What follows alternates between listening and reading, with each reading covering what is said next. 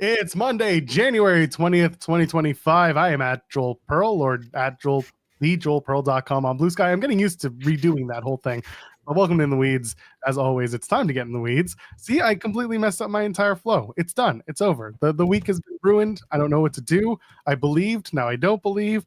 And now I'm too tired to believe. But we're here. We're clear. We just want to talk about everything else under the sun. Jeremy Lambert's here as he always is. It's a Monday morning. How you feeling this morning?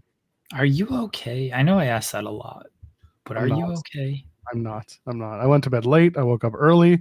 I had a busy day yesterday, had a busy weekend. I'm just tired, man. We don't take days off in this business. You are two-show Joel, and you're always taking days off. I expected you to take a day off here. Legitimately, last night at 1 o'clock, as I'm wrapping up GCW coverage, because that show was way too long, I was like, and they're still doing this TNA post show. Joel's going to message me here pretty shortly and be like, not feeling well. Not going to be able to do the show tomorrow. I already had a message typed out to SP3. So when I woke up, I could just go ahead and hit send on it. I was like, two-show Joel running from the grind. He's going to message and take the day off. But I give you credit. You're here. I appreciate you for actually showing up. Hey, man, there's two things you can count on when it comes to me. The show gets posted and my internet stays up. It's about it. Okay. Can't give you much else here. But we're here. We're clear. We just want to talk about you. Leaving a thumbs up on the video. If you haven't already, why haven't you yet? Go. Do it. Get the fireworks. Get the ballyhoo and the pyro. It's coming. Yeah, the ballyworks. Not to be confused with Bodyworks or ballyhoo. Whatever. It's fine. Bath and Body Works. They went out of business, I think. They did. They went Bath, Bodyworks, Bath, Body, and out of business. We got a gift card for Bath and maybe it was Bed Bath and Beyond. They also went out of business. Anything with bath in it just goes out of business. Apparently, no one takes baths anymore, and it's all showers around these parts. So I like taking baths once in a while. But you know, gotta be in the right space for it. You got time to take a bath either. You know, like that's something you gotta like sit and enjoy. 12 kids running around. I can't sit and enjoy. What's that? Oh, by the way, I discovered in Australia what the Beyond is. If you go and you go to a Bed Bath and Beyond, is this a Family Guy joke? Are you no, it's legitimate. I was in Australia and I found that the Beyond is actually table. Just a table, bed, bath, and table. Just table. I swear to God, that's all it is. If I can, I'm gonna find it because I took a photo of it and I was like, now I know. It was a very important moment in my life. When was I there? It was 2016. 2016? Oh, no, it was 2019. It was 2019. Okay, that's at least a little bit more in this era. No, that was... No, maybe it was 2016. Yeah, no, I was there in 2016. That's when I was in Australia. Oh, okay. I gotta find this. Riveting conversation here. Well, you know, it's not like anyone else. It's not like we have anything to talk about. How was your weekend? Busy weekend, man. So much wrestling. Much wrestling. Oh, I couldn't. All of it was terrible too. Tell me about it. Nah, there was good stuff. There was good stuff this weekend. I don't want to be that person who says everything was terrible. There was some good stuff. Every show this weekend had good stuff, and every show this weekend could have lopped off an hour and been a lot better. That is accurate. Okay, I found it. Okay, now I gotta upload it here. I found the Bed Bath and Table, so that I can prove to you all that in Australia, that is Bed Bath and Beyond here. Uploading and Bed Bath and Table. That's amazing. I wish I could tell you it was a bit, but it's Bed Bath and Table. Photos right there. We were in a mall in Sydney, and I was like, huh. So that's what the Beyond is. It's a table. That's hilarious. Yeah, I said I'd do it. But there you go. By the way, you should probably subscribe to the channel because that's also something we would want for you to do. And donate a super chat. Any amount, get your question or statement read on the air. Chi-Town Spurs kicked us off and said, nothing like watching 6 hours of GCW to remind you maybe AEW hasn't been as rough recently as I thought. There were some things out of GCW's control. We send our best to Allie Katch. We'll talk about that in just a second. But yeah, I was kind of keeping tabs on the GCW show. A few stories coming out of that, but It was a long show. I did not watch the whole thing. I was keeping eyes, but I was definitely wondering, when does this end? I saw some people complaining about how long it was in the audience. No, in the audience. Well, the audience was burnt out by the end of it, just based on Mance and EFFY was okay. It wasn't great. The work was fine, but they'd already done. Like, this is the thing with GCW is if you do so many plunder matches, like you don't have anywhere to go, but to escalate things, and they couldn't really escalate things from the opening match, which was the ladder match. Like that had a lot of already kind of high risk spots, and even Kogar and Megan Bain had some of that stuff. So they didn't have anywhere to really go with that. And it was too long of a match. And it was it. By this point, it was nearly a 5-hour show. Now, some of the stuff was out of control in that Allie Katch got hurt.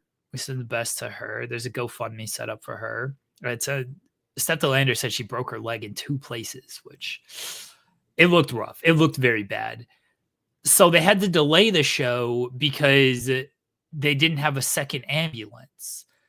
And they needed another ambulance because Allie Katch got taken in one. They needed another ambulance on site before they could continue the show. So that was out of their control. Now, could they have reworked things in, hey, maybe reshuffle the card and do the cage match between Richard Holiday and Charles Mason in that spot? Because they had to delay the show again to set up the cage. That was another thing. So there was basically like 2 intermissions because they had to wait for the second ambulance to arrive, and then they had to wait for the cage to get set up. They could have done the cage match. They could have done the cage match after the Allie Katch injury, and that could have been basically the intermission as they waited for the second ambulance to arrive. That would have truncated the show a little bit, but like it took things down with the Allie Katch injury, and then the New York Originals against Kerry Morton's team, where the heels are just like cutting a 50-minute promo that went nowhere because they were just trying to delay and they were just trying to fill time because they couldn't actually wrestle anything. But yeah, it was a long show. There was some good stuff. Look, man, our pal Cole Radrick and Alec Price won the GCW tag team titles. That was a really fun match. So that was a highlight for me as a fan and a frenemy of Cole Radrick. I was happy to see him get that moment. And the match was good. Violence is Forever is so great. They're so good. And Cole and Alec Price have really developed as a tag team. So I thought that was a good match. The ladder match had some really fun stuff. And it's super crazy doing his balcony moonsaults at 50, 20 years after he did it at ECW One Night Stand. Like that was a cool moment. Like there was some good stuff on the show. There was also stuff that just wasn't as good. Yeah. I mean, it was a wrestling show, and like you said, I largely agree with the stuff you're saying about the quality of the show. Very happy for Cole and Alec; they deserve those tag titles, and also we've been waiting for Cole Radrick to get his gold in GCW. So got a brass ring to work with, but regardless, with the stuff with Allie Katch was also it was so depressing in the audience. You could tell it took the wind out of their sails, and unfortunately they had to stop the match.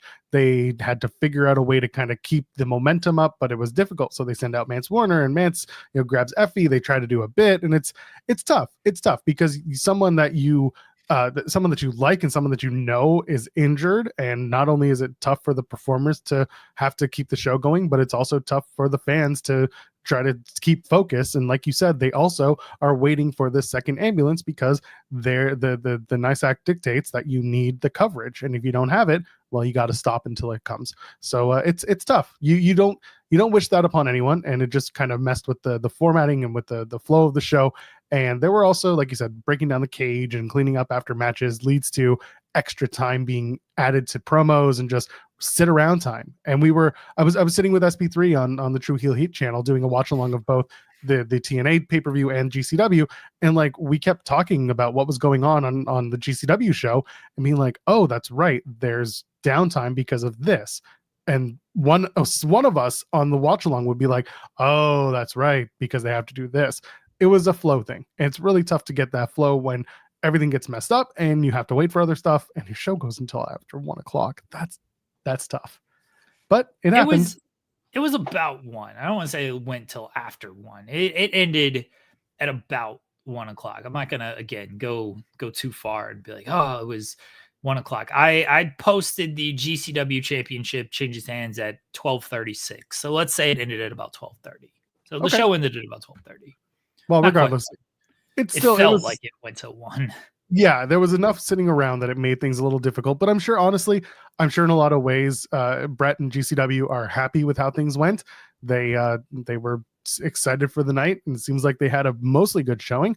But yeah, we'll see what people say about the show afterwards. Maybe they're excited. I don't know what the internal reaction is. I do think that when the biggest talking point coming out of this show is a dude smashing another title. Yeah. That was the biggest talking point. I mean, I hate to say that, but that's what everybody was talking about after this show is PCO doing that. And it takes away from everything else that was on this show. So yeah, this was hilarious. I was cackling. Pre-show, they do a rumble. PCO appears, and by the way, should have had the match with Matt Cardona, given the way everything else played out. But doesn't matter. Doesn't matter. We're not going to talk about that. Ken Bruno sent a super chat. Yeah, I guess Ken Bruno sent a super chat saying, "Happy Monday to you. I hope I'm forgiven for destroying the WWE Ulafala Championship on the GCW pre-show. I hope you aren't delayed by the Athletic Commission." Well, PCO wins that battle royal, and then MLJ comes into the ring. And he starts to do a little bit of a post-match interview. And PCO, it's like, you got something for us. He takes out the Digital Media Championship, which, by the way, his promo photo, we talked about it here. His promo photo for the show included him wearing, it was his TNA promo photo, wearing the Digital Media and that Canadian International Heavyweight Championship belt that he owns. Yeah, he wore it to the ring, too. Yeah, like it was what it was. So he comes to the ring. He came to the ring. He won the match, and then he pulls out that title, and then he puts it on a steel chair, and then he takes a hammer and he starts just walloping it with this hammer, and it doesn't break. Which, like, Sean and our group were talking about it on the post show. Man, that was an endorsement for whoever made titles. That's what it was. That thing was indestructible. I hope whoever made that title gets a raise and gets a lot of business out of this. They're not, because they're a Canadian brand and they go through Scott. But the point is, out of all of this, the TNA Digital Media Champion may not still be the TNA Digital Media Champion. This was my favorite part. I've been saying for months, Jeremy, PCO signed his contract in October 2023. Why is he still featured on TNA programming when we know he hasn't signed a contract, an extension, or a new contract?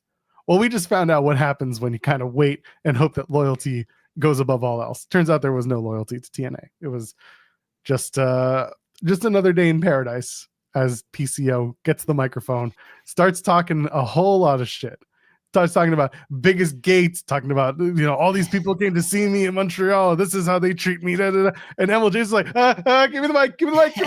It's very awkward. And I just can't tell you how I feel about it, other than, man, that was weird. Tell us how you feel about it, Joel. No, there's nothing to feel other than, like, this was awkward. And I prefaced this on the post show last night. It was awkward. Listen, is it unlikely that you see PCO in San Antonio on Thursday? Yeah, it's pretty unlikely. However, there's a slim chance that, like, management calls him and just come here, do the right thing, get written off, we'll pay you off. Let's go, let's finish up, and let's just be done with this and get our title back. And PCO could just be a professional and say, okay, and that's it. Easy as Thursday. I don't anticipate it. That's why I said it's a sliver. This is where it's actually very funny for those who watch TNA. They've been doing this stupid Sami Callihan PCO 23. Oh my God, someone's coming after PCO Sami Callihan bullshit. They can't pay it off now unless they pivot, because I'm almost certain that it was supposed to be Sami Callihan turns on PCO and eventually takes the digital media championship from PCO. And that's how they write off PCO, because again, his contract was done. So here we are, we're stuck. Either they pivot and someone else is 23 and they go after Sami, or they just drop it. I don't know what to expect, but I find it very funny. Just absolutely ruled. I was cackling at this. The funniest part was, bless MLJ, he's trying to get this microphone from PCO, and PCO was not having it. And so they threw to a video package. They're like, this was not part of the script, brothers. We got to throw to something else here. They should have just let him go. It was hilarious. I mean, I understand why they did it, but they should have. What do they have to lose? They ain't working with TNA. No, they got litigation to worry about if PCO goes a little too far, brother. You know what? I want this man's opinion, because he's sitting here waiting to talk to us, and also he's a Montrealer. So I want to bring on from Love Wrestling the one and only Zak. Zak has been here before to talk about all things that happen in and above and beyond the Love Wrestling world. But I know you got something to promote. But we're talking about PCO. You and I were at Slammiversary back in July. We talked about the two generations of fans who were there to see two very different wrestlers, Speedball Mike Bailey, PCO. What was your reaction to all of this PCO news and kind of the stuff he was trying to say? What a funny night in the world of professional wrestling last night. And I feel like it was certainly PCO who just like got the fire going, got the ball rolling. That was something else, man. I didn't watch like the whole segment, but to watch PCO try to destroy the digital media championship to, again, like you guys said, kudos to the craftsman. What a funny little segment. I couldn't believe it when he started talking about, I had the biggest gates. I was the reason for the show. And I'm like, does anyone want to talk about the pay to play Rumble, or are we just going to leave that alone? Oh boy, the pay to play Rumble. I forgot about that. Yeah. Again, don't get me wrong. Like Slammiversary was a great show and there was a really great atmosphere with the crowd. But let's also be honest, the next night on of tapings on TNA, it wasn't exactly as successful as the first night. And, I think we got to be diplomatic about that too. They gave us a pro wrestling wedding. What are you talking about? It was the best. we had Steph Delander on the show, and we got her to hint at it. Like, come on, we got the scoop, and then PCO delivered the goods. The wedding existed, and look what they did with PCO. Pro wrestling weddings are failing, by the way. That one failed as far as follow up. Indy and Dexter failed as far as follow up. We need a company to do a good pro wrestling wedding that actually goes somewhere. Tired of these people just trying to pop a rating with fake weddings. Knock it off and commit to love. Well, what's your example of like a one that succeeded? The only one on the top of my head really is Triple H and Stephanie. Yeah, that was the one I was going to go to as well. Triple H and Stephanie. Stephanie invented women's wrestling. Kip Sabian and Penelope Ford succeeded a little bit. They were on screen for a while together until Kip Sabian found the new family. I kind of count that one, kind of. Yeah, I'm asking. You can do it though. Just commit to love. That's the problem with wrestling. Too many rivalries. Commit fake to love. That's right. Yeah, we need more love around here. You know which professional wrestling wedding would have gone the distance if they had just committed to it? Otis and Mandy. Honestly, maybe. Yeah, I could have done it 5 years ago. We could have done it. They were in the throes of passion. I don't know. So close. Pandemic ruined everything. Ruined another marriage. Sonya Deville also kind of ruined things there. She's a little jerk, right? That's true. I mean, she kind of everyone was kind of waiting for Sonya to declare her love for Mandy Rose out of this. And then Dolph Ziggler showed up and was like, hey, we hate the same people, but we don't love each other. How about we team up and we go up against the two lovebirds? And Sonya was just like, yeah, I guess so. And then that was the story. It sucked. And if I'm not mistaken, there was also the brand split. You know, they had the big WrestleMania moment. You know, if it was in front of a crowd, it would have been one of like the loudest WrestleMania pops ever. If when Otis and Mandy kissed, but like a couple weeks later, they're on, one's on Raw, one's on SmackDown. Bizarre. We need Dominic and Liv to do a wedding. That needs to be the next wedding. But I feel like it's not gonna turn out well because like Dominic's gonna reveal he's been with like Raquel or something. That'll be the big swerve. Y'all know what the next wedding's gonna be. It's gonna be Ashanti the Adonis and like Carmen Petra. Oh, that stuff. So people like, I understand why they don't like that kind of stuff, and it's very bless NXT with their high school drama bullshit. But you look at like the numbers on this thing. Them kissing did like 8,000 impressions compared to the other stuff on that show, which could barely crack like 3,000. People love. That's why they do. Like, yeah, that's why they do that kind of stuff, because it does friggin' numbers. Do the wedding at Vengeance Day. Do the wedding at Vengeance Day. It's a quick companionship, a quick come together. We talk about love on the show when Love Wrestling comes around. So Zach is actually here to promote something fun and something great that he's working on. So I'm giving you the floor. I'm not gonna like blow you up on the screen, but go ahead. Yeah, thank you for welcoming me to talk about this. I'm here to talk about our monthly pub trivia show. It's called Quizplex. We do it one Tuesday every month over on our YouTube channel. And again, it's exactly what it sounds. It's a pub trivia show. We welcome professional wrestlers. We do a trivia, like, you know, they try to win by answering questions correctly. But the show also serves as a fundraiser. So, like, while you can win this show honestly by getting all the correct answers, we don't mind telling you that you can purchase victory on Quizplex because the money is going to a great cause. Live viewers and people who are watching it or planning to watch in advance or whatnot, they donate to the charity. It changes month to month depending on what our champion chooses, and the more money that they're able to raise donated directly to the charity means that our players get more points over on Quizplex.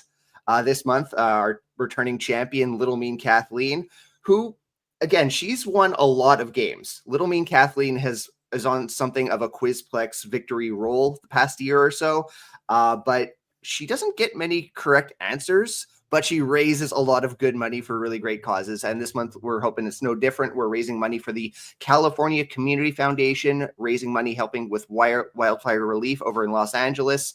And competing against her for the Quizplex crown, we've got world-class Channing Thomas and Tony Deppen joining us this month on Quizplex. There you go. That looks like a very fun show. Love Tony Deppen. Love LMK. Haven't had a chance to chat with her yet, but every time I see her do anything with y'all over on Quizplex, she's a riot. Gets kicked out of an Applebee's every once in a while. Everyone's happy. Channing Thomas, also fantastic. Looking forward to this Quizplex, and it's in support of a very, very needy cause, the California Community Foundation. So if you can and you will, go, please donate, get involved, watch the show. Quizplex is fun. It's an easy watch like NXT, but a little more interesting. Thank you for that. Well, we want to get them. We want to get them to 800,000 views or more. Like, we got to. Maybe people just need to start making out on your show. I don't know. I'm not going to tell you what to do. More makeout sessions on all these shows. Get Tony and his wife on camera. See. They love. It's fine. Going with this. Where are we going with this? Nowhere good if I keep talking. I'm sleep deprived and my filter has been turned off. It's actually really funny because, like, again, as mentioned, LMK has just been on a tremendous roll on Quizplex. She's only lost a couple of games, but for the most part, she shows up, she yields donation, we make bank for the charities, and she goes on to the next one. We actually broached her for this January game if she wanted to like do an LMK invitational. She can invite whoever she wanted, and Channing Thomas was the only name that she had. And funny enough, the previous month, Channing had reached out to us because he was really interested in competing against LMK. So it worked out quite nicely.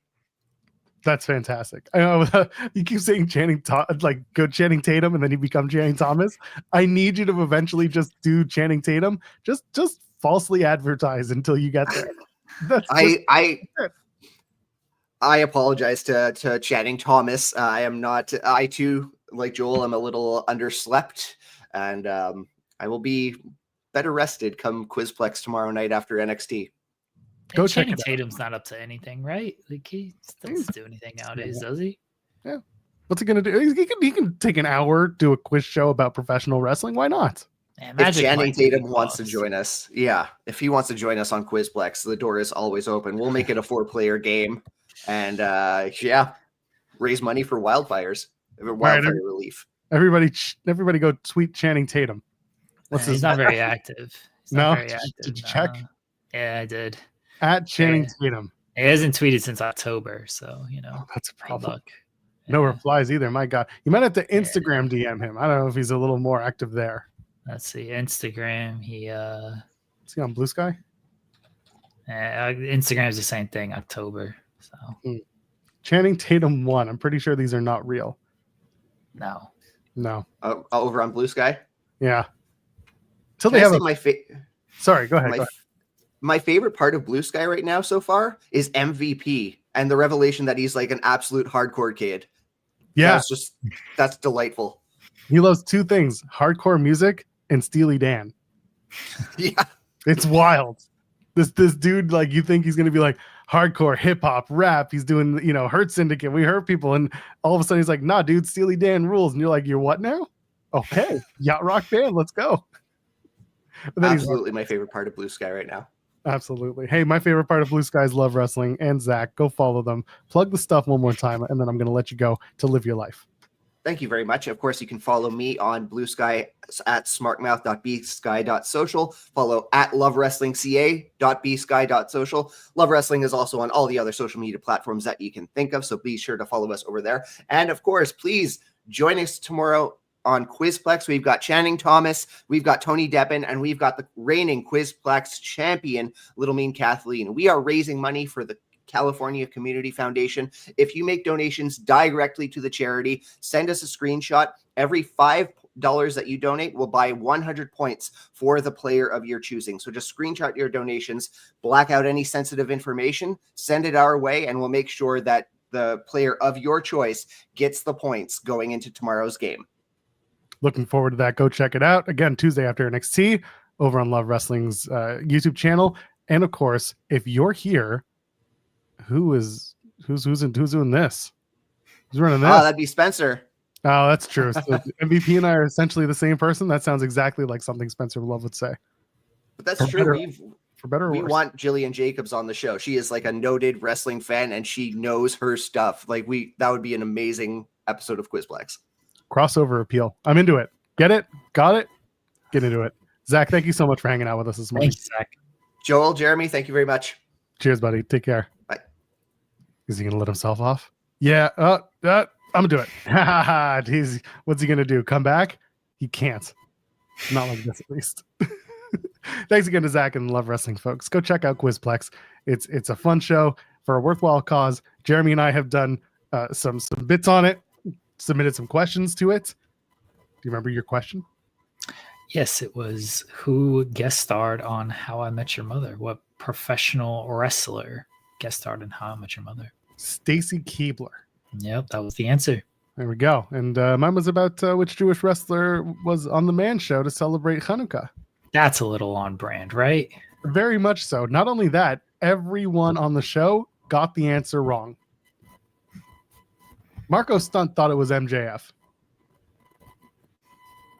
What are we doing here? Anyway, you sound like a hospital waiting room, so why don't you fix that? Do I? Yeah, you just the beeping's back. We'll fix that. Oh. That's what we do here. Did it fix? Yeah, it did. Look at us. It was Goldberg, by the way. Goldberg was the answer. Yeah, we went through this before. We did, but some people weren't listening. Anyway. No. They should always listen. Why aren't they listening to the show? Well, because there's only so much we can talk about. We got plenty of it, though. Where should we start? Should we start with Friday, or should we just go back to Genesis and get through the TNA talk now? No, is there anything else from GCW? I know you didn't watch much of the show, or you just kind of had one eye on it, but basically, the thing with the Hammerstein shows is I thought this one was a better representation of GCW than the first show, where all the AEW people came in and just beat the GCW talent, which was hilarious. But I thought this one was a little bit more true to GCW. Probably could have cut a little bit from the show, and again, some stuff was out of their control, and so I'm sympathetic towards that, for not good reasons either. So I'm sympathetic towards that. But they still should have maybe tried to. I already explained how they could truncate their intermission and just make it one intermission. Glad Cole Radrick won the title. EFFY winning the title was relatively expected. They did it in a nice way, where he got to hit Mance with a guitar, because obviously he lost to Jeff Jarrett at the last Hammerstein show. So getting to come around with that is good, or was a nice little come around moment for him. Sabu showing up was funny, and then he's gonna have his retirement match against Joey Janela's spring break, seemingly against Janela. They didn't fully like go with that. Why are you making that face? What's wrong? I hope Sabu honors that commitment. Oh. They're in Vegas, and that is where Sabu currently makes his residence, as far as I remember. I have my reservations about Sabu appearing at the Pearl Theater on time, or at all. Well, it's gonna be late, Janela's show goes like super late, so I feel like he'll show up. Have Rob drive him to the venue. Just have RVD. He's also another Vegas guy. Have him bring him down. What do they call? I feel like he'll show up because it's Janela, and Joey Janela just has mystical powers to where people just show up and help him and work with him. True. So that's why I think he'll show up. That is fair. I think that a lot of people see his respect and admiration for not only the business itself, but also for the wrestlers of the past that paved the way for him to do the crazy ass stuff he does, that they want to work with that, or they trust that they'll put a good shine on their wrestling match, or at least on their appearance. There's a level of respect there. So I hope he shows up. I'm apprehensive. It's Sabu. Fair. Yeah.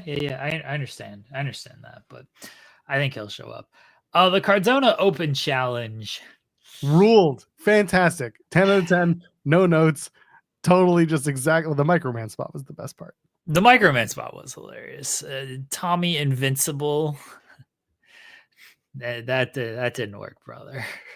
Who was that supposed to be? Like, what were we doing? What was that? What do you mean? It was Tommy Invincible. That's right. Super duper star. I forgot Tommy Invincible. But it was just one of those moments where they were going to do one of two things: what they did, or immediately someone amazing that like you didn't expect. At that point in the night, though, I don't think you were gonna have the crowd into something huge. No, you were. That's the thing, is I think the crowd expected. You thought it was gonna wake them back up. Yeah, I think the crowd, like Broski Jimmy turning, it was a long time coming, and like the music got a good reaction and everything.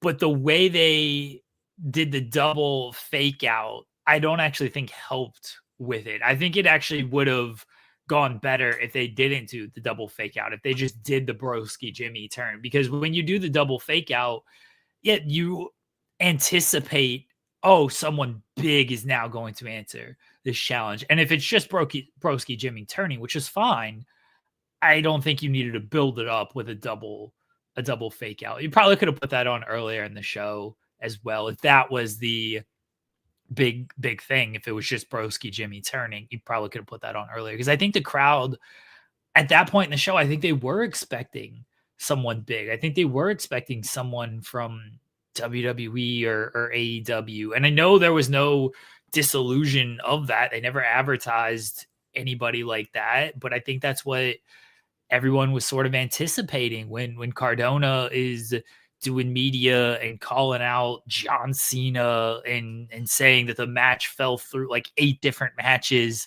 and everything. I think they were expecting kind of a big player to show up. And Cardona's got he's got working relationships with everybody. He's in good standing with everyone. So I think people were expecting someone notable to show up, and they got a Broski Jimmy turn, which I think worked for the overall GCW audience.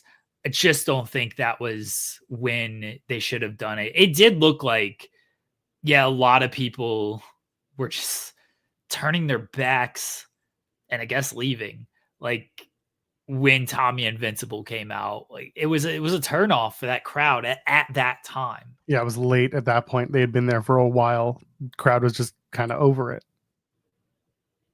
Yeah, I think they misplayed that. I think they misplayed a few things that led to the crowd not being as into it as you would hope by that point of the show. And maybe these Hammerstein shows are just snake bitten, man. Maybe you just gotta. Dude, working New York is always like that. Any company working New York is gonna have some stuff to deal with. They're just gonna have some commission issues to deal with.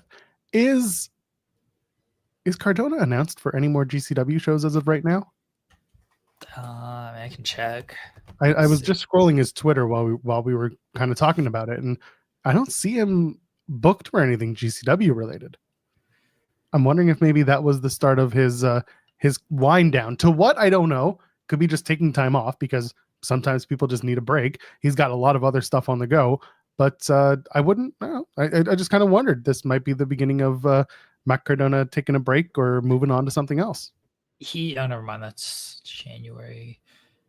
They don't have a ton announced moving forward, because they were building towards Hammerstein. They're going to the UK next week. Okay. So I think that's next. I don't know if Cardona's on those. Yeah, most of the shows they have announced are kind of just generic stuff of, hey, here's a bunch of people who we think is going to be on the show. There's no real match announcements or anything like that. It's just talent announcements. And yeah, right now he's not announced for anything upcoming as far as I can see. All right. Well, we'll see what comes from that. I know some others have mentioned it, but if that was it for Cardona, then honestly, pretty successful GCW run. But he could always come back at any time, because this isn't us saying he's going to go somewhere. This is just wondering what's next for Matt Cardona. You know what the most disappointing part of this GCW show was? Tom Pestic didn't win. I didn't fully expect him to win. I thought there was an opportunity to do it. As I mentioned, like Barnett is put over Timothy Thatcher and Jon Moxley. So maybe there was an opportunity to do it. No, like that was fine. I don't know if the Bloodsport thing worked for that crowd is the other thing. Like, I think it was good to have. I just don't know. Again, the crowd just didn't really seem to care for that. What can you do with that? But you want to know the most disappointing thing about this whole show? What's that? Vanilla Baby was on the pre-show.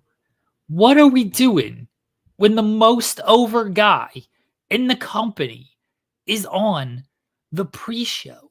That's where they went wrong. We didn't want to keep him up past his bedtime. That's where they went wrong. Can't believe they put him this pre-show scramble. He was the world champion last year.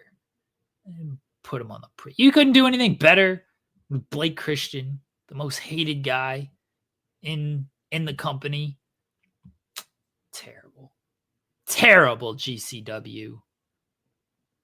It was a vanilla pre-show, is what you're trying to say? No, the pre-show was anything but vanilla thanks to PCO. Get a hammer and a belt, and you can have the best time ever. Oh, all right. Speaking of belts, let's talk about TNA for a few minutes. Joe Hendry captures the TNA World Heavyweight Championship. Too little, too late. What do you think of this match? This was a lot of something to get to the point, which was Hendry winning.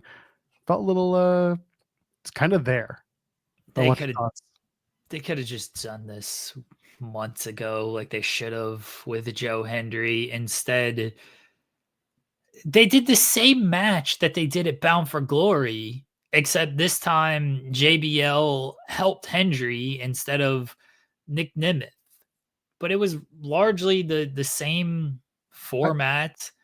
I don't even think he helped anyone in particular. I think he just helped make the match even again. Right. Kazarian was threatening to cash in, and then Ryan Nemeth just kind of hopped the barricade like a dork. Well, he helped Hendry in the sense that at Bound for Glory, he actually hit Hendry. And this time he didn't. So he didn't hit Nemeth this time around. Like, he didn't do anything there. But I know you've been very lukewarm on this JBL stuff and it leading nowhere. And I'm so over it. I'm so done with it. They proved last night that this was going nowhere. Yeah, I don't know what it was supposed to accomplish with JBL. He's been around, he's helped Nemeth, but this wasn't really helping Nemeth. This was just kind of making things even. But why is he making things even? I don't know. It feels like they missed the boat. They missed the boat on Hendry in October. That's when they should have done it at Bound for Glory. It's good that he got his moment. The crowd still reacted well for this moment. The match was fine. It just the top tier, excuse me. The moment peaked in October and they waited a little bit too long. Yeah. You know what? The venue for Genesis, the Dallas, the Curtis Caldwell Center, looked great. They definitely made the most of what they used for that building. And again, looked good, lit well. It looks like a bit of an older building, but it was definitely packed to what they needed. People were happy about that. I liked watching a crowd that was mostly invested throughout the night, had plenty to say at different points of the night to what they were watching. We'll talk about that in a few minutes. But with Hendry winning, yeah, they reacted. They were big fans of that. They like Joe Hendry as a performer. Again, I'm not super hot on his wrestling style.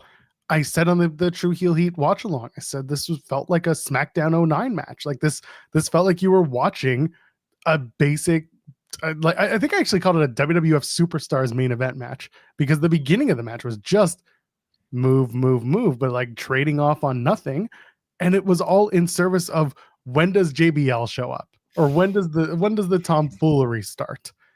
And then you had Kazarian show up and JBL and Ryan Nemeth. And it was just, that was like, okay, now we got to sprint to the finish. It wasn't a very good main event match. And again, further proves why the Bound for Glory match did not need to be that as the main event. Like that proved that the Hardys win. That should have been the main event. That was right for Bound for Glory. I think even Hendry having won at Bound for Glory should have been the before match. I do. No. If Joe Hendry was going to win at Bound for Glory, that should have closed the show. That crowd was ready for a Joe Hendry win. The crowd would have popped huge for a Joe Hendry win. Now that's why it wasn't that's why it wasn't the main event, is because he lost. If he was winning, that would have been the main event and that would have been the right call. Okay. Again, when I watch these Joe Hendry matches, I'm not thinking, yeah, this is the dude. This is the storyteller. This is the journeyman wrestler that they've been working with for the last little while. Nemeth is whatever. I'd take Nemeth out, but like the Josh Alexanders and now the Mike Santanas, we'll talk about that in a minute. But like those guys are working a style. Even Moose, to a certain degree, was working a certain style that like was whatever TNA's main event style is. Hendry's hasn't been that. This match just felt there for the first half. Even the first three quarters, and then they finished it. Hendry won again. People loved the people loved that Hendry won. That's great. I'm glad. I don't think this is going to be a long title reign. I really think Kazarian is going to cash in, probably in LA at Rebellion, do that, And then by July, Santana and Kazarian will be one of the main events, and Santana will win. And then they'll have other things on the card going on that are going to make the show bigger, better, because it's Slammiversary. That will kind of, make more people want to come through the doors. But the Santana crowning moment on UBS, on Long Island, at home, that's coming. Because we got to talk about Santana and Josh Alexander. That I Quit match, to me, was the match of the night. Better than any other match, better storytelling, better everything. We've had Mike Santana on the show a few times, and we've heard what he has to say about his involvement in his direction, what he's been doing, and just his ascent. And I think this worked in service of everything he said up until this point. This was the moment for Santana. This was moment number one. Let's talk I Quit, because that was real good stuff. Yeah, it was fantastic. I don't like I Quit matches. I think they can drag, but the way Santana elevated kind of the violence here was really good. Zip tying Josh's hands behind his back, beating him with the slapjack, and then threatening to do the curb stomp was good stuff. It had a logical conclusion. And typically when it comes to the heels quitting, it is like, I'm going to threaten to basically murder you, so you should quit. And getting your face curb stomped into steel steps is a pretty good reason to quit. And then Josh Alexander quit. And then quit. Then quit. The best part to me is before that moment where he goes to threaten the curb stomp, you got Josh yelling at Mike Santana, "You will never be the guy." Yeah. And that's what turned him. That's the moment that he's like, oh, I got to kill this guy. Because up until this point, like the C4 spike, and when Santana no sold it and they went into that sequence, that was heat. Like everyone was in that. Sorry, that was hope. Everyone was into that. That got me going. And that doesn't do that to me very often when I'm watching wrestling. When I saw Santana pop up and his braids like hanging up the air with him too, loved it. Thought it, again, cannot praise this match any more than I have. Post-match stuff was good. Santana saying, I did my part. Josh, do yours. Shake my hand like you said you would. Josh shook his hand, said, "You're the standard. I quit." Josh is still scheduled for a few more appearances before the end of his contract. I know he said he quit.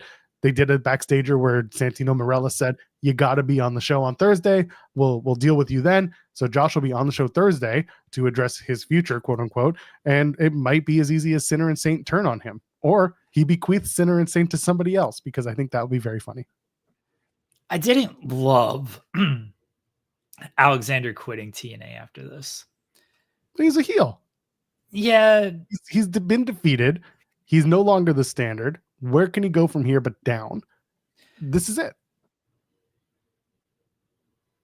I just didn't love it. I wish they would have let Santana's moment live to itself and give him the victory and have Josh Alexander say, "You're the new standard.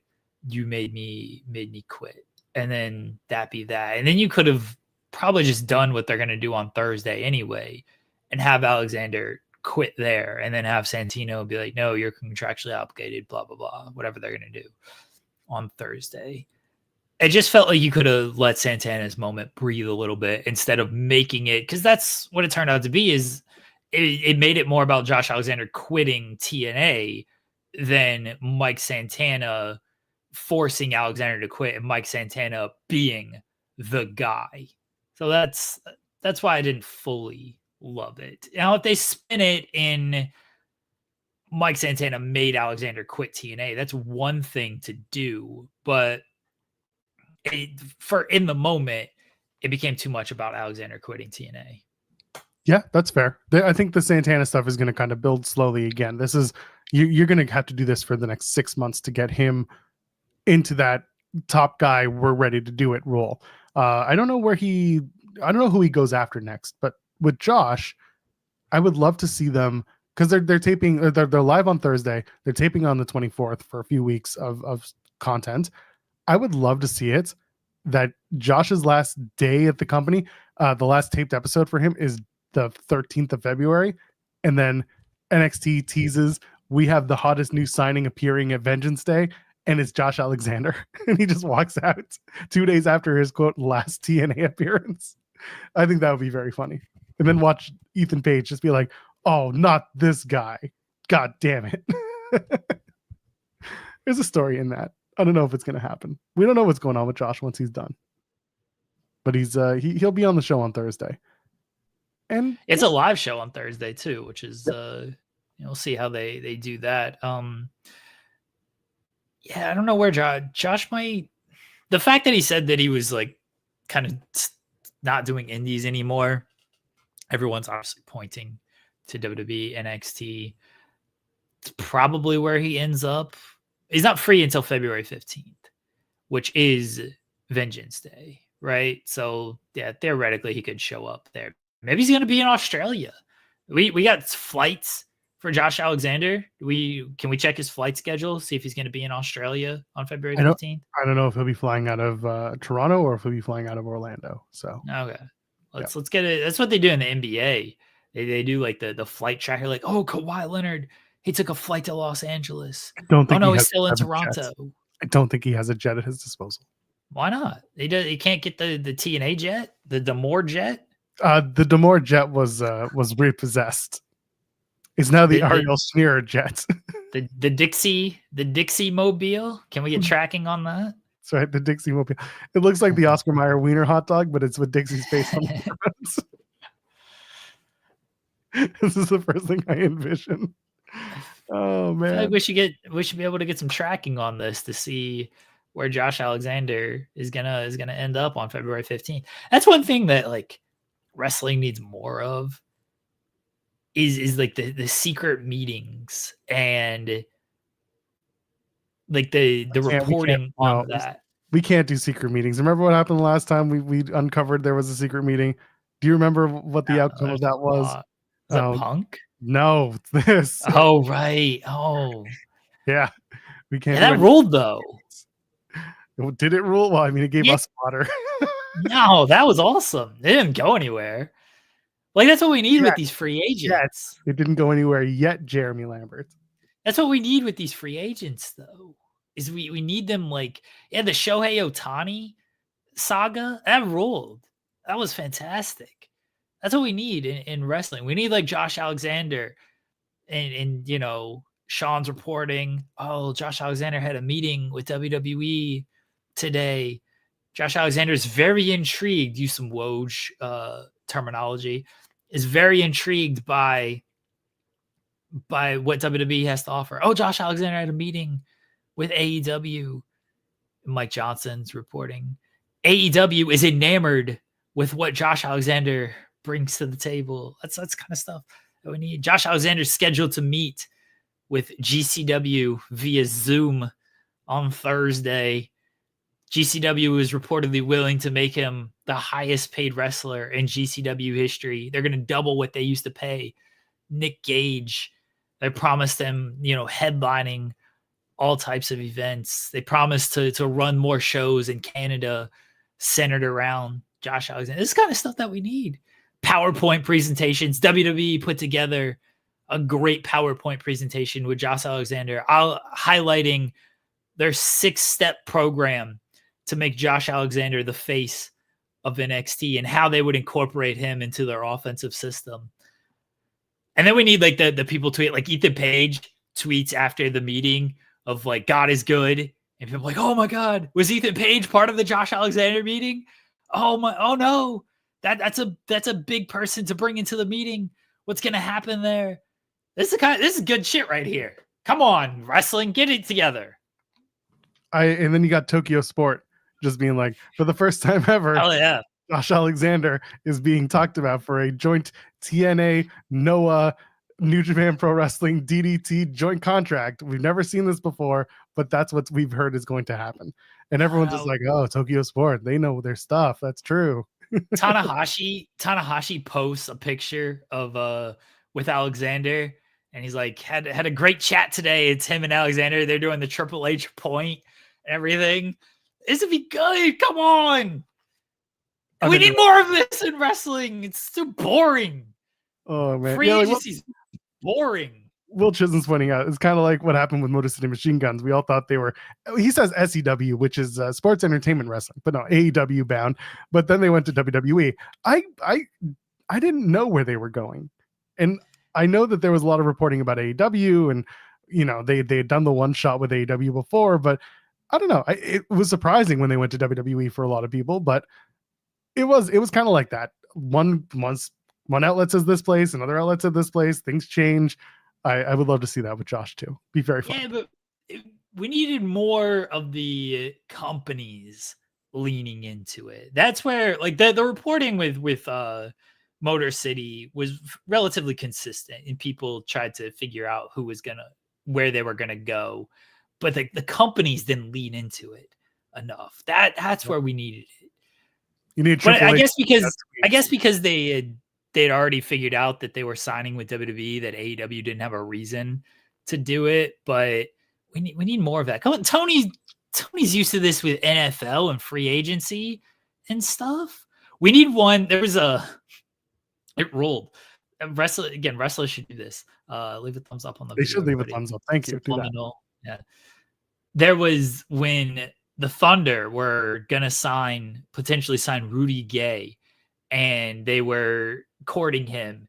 And one of the players posted like a locker room of Rudy Gay's locker was like already set up, and it had like his nameplate on there. Like the player just like tweeted that photo and with like the eyeball emojis, like, oh, Rudy Gay, he's about to meet with the Thunder. We got his locker set up and everything. He didn't end up signing with the Thunder, but like that's what we need right there. That's what we need. Speedball is actually going to go to NWA because of course he will instead of AEW. Yeah, he's signed. It's fine. Don't worry about it. But let's keep on moving. We also got super chat from Hendry saying, watching from the start, Australia represents with Bed Bath and Table. You can confirm it. Bed Bath and Table that's Bed Bath and Beyond, but that's the end of it. The end of the rainbow is Table. They're ridiculously expensive, just like Bed Bath and Beyond. Also, wish TNA got the crowd last night without the WWE ties. So they did. Sorry, I was a Welchism chat. They did. I think that there was the report from PW Insider, which I loved, where they were just like, oh yeah, they have a strong walk up after the NXT announcement. I was like, yeah, no shit, Sherlock. But it's not like they broke every single record like because of this. They had a very strong house going into this event. The NXT stuff, obviously, like it helps, but I don't think it was putting anyone over the top. They weren't advertising any WWE talent.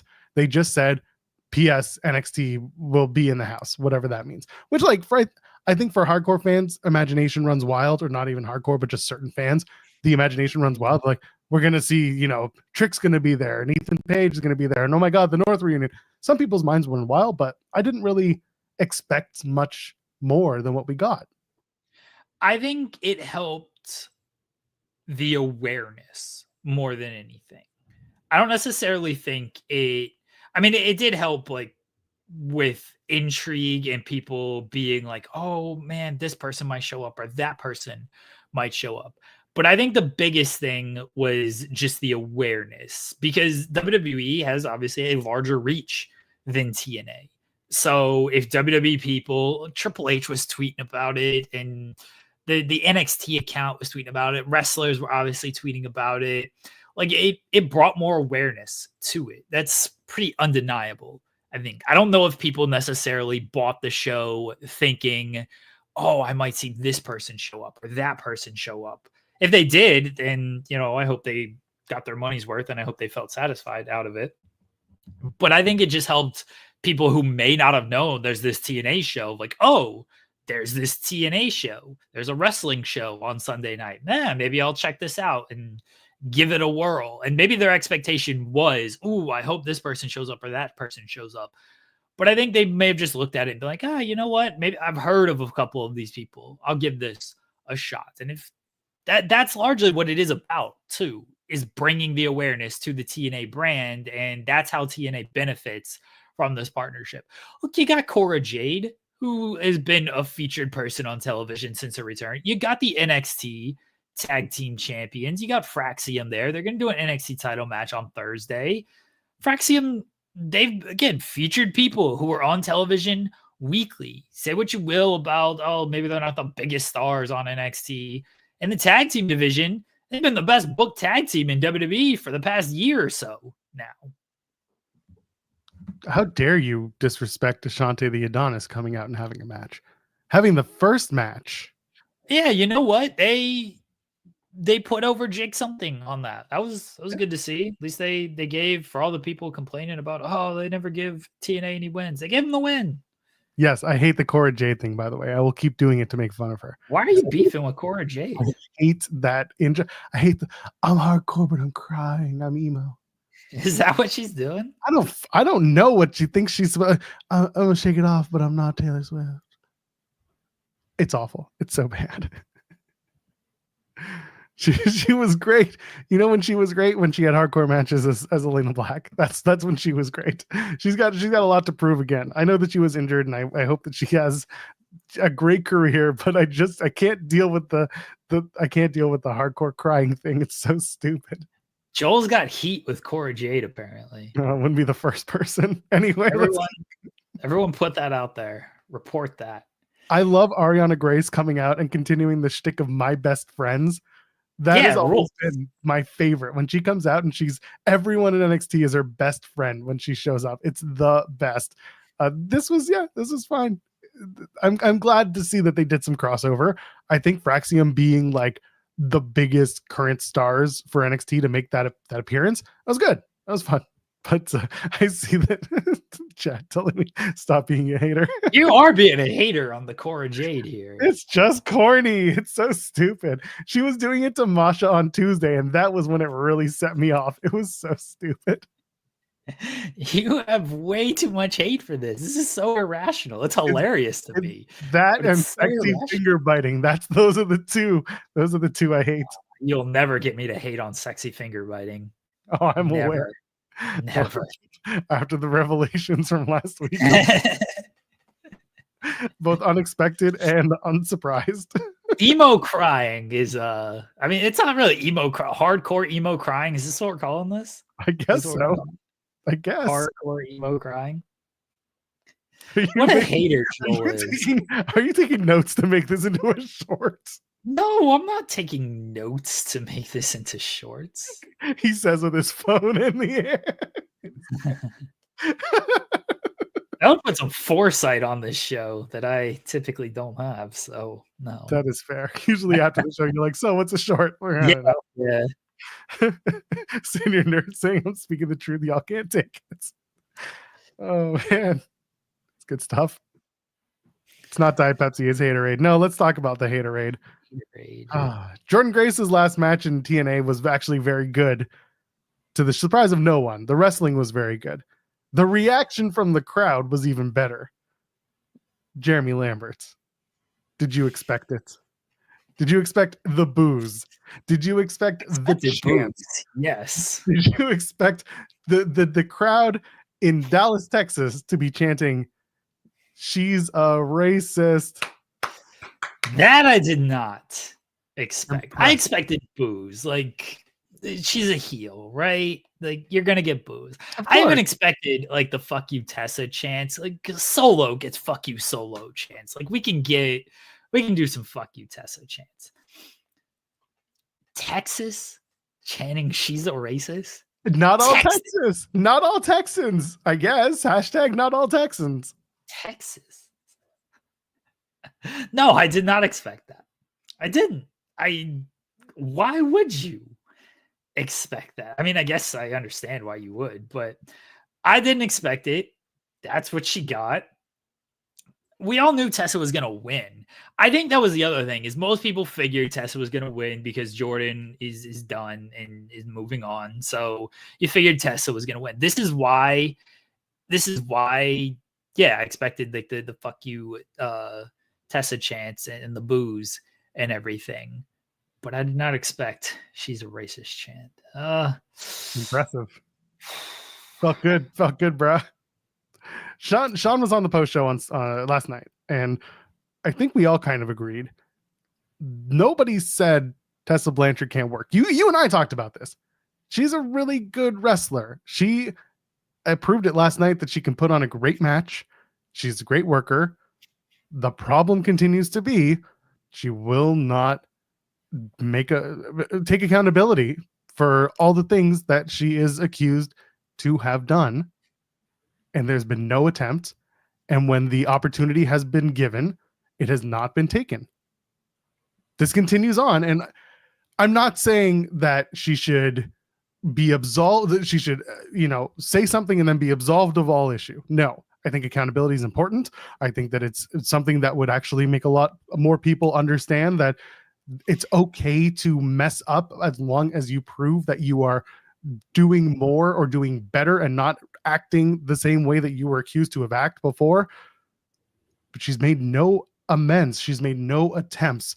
And as a result, it's just going to build because the stories are just going to continue. And I'm not talking they're like happening now, but the fact that people will know about what happened and that she hasn't addressed them, it's just going to build. Eventually, she's going to have to talk about it. Eventually, someone's going to be able to ask that question in an interview, and she's going to have to talk about it. That's just the reality of it. But here we are. Here we are. They're not talking about it. Let's get into that. Sure. Tessa went on a media tour before this show. She did a lot of interviews, a lot of different outlets. No one asked about tweets and the comments, really any of that stuff. I don't know this for certain. I don't. I'm gonna guess there may have been a don't ask about this policy, because I have a hard time believing that no one asked about this. She spoke with various outlets who do different kind of work and ask maybe not always hard-hitting questions. Maybe they don't always ask hard-hitting questions. But I think they would know that if you have Tessa Blanchard, the question on everybody's mind. I think the outlets that she did speak to know a question that needs to be asked. If they were not told, hey, don't ask about this, and they didn't ask about that, I think it's just poor form on their part for not asking about it. If they were told, don't ask about this, I guess that's the game in this world. I guess that's the game. I give credit to Kevin Kellum of Sportskeeda, who did ask, what was the locker room reaction to your return? And she basically said, I'll get her actual quote. I don't want to put words in her mouth. I don't want to misspeak for her. I don't want to. It was a long quote. I'm not going to read the whole thing, but I don't want to misrepresent what she actually said, because that's not fair. That doesn't do her any favors. That doesn't do our audience any favors. So she was asked, what was the locker room reaction? And it was brought up. Kevin did bring up the Fightful Select report about Jordan Grace, kind of pushing back on working with her.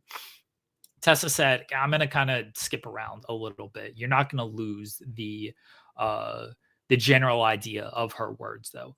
First and foremost, a lot of people, you can tell them the sky is green and they would believe it. There are a lot of stories and things out there. I read it, and this came out of left field. I don't even know where they cooked this up. There are some stories where there's 20% truth to something, and some things got completely twisted in telephone, telegram, telewrestler. As far as the locker room, everyone is going to feel something or think something.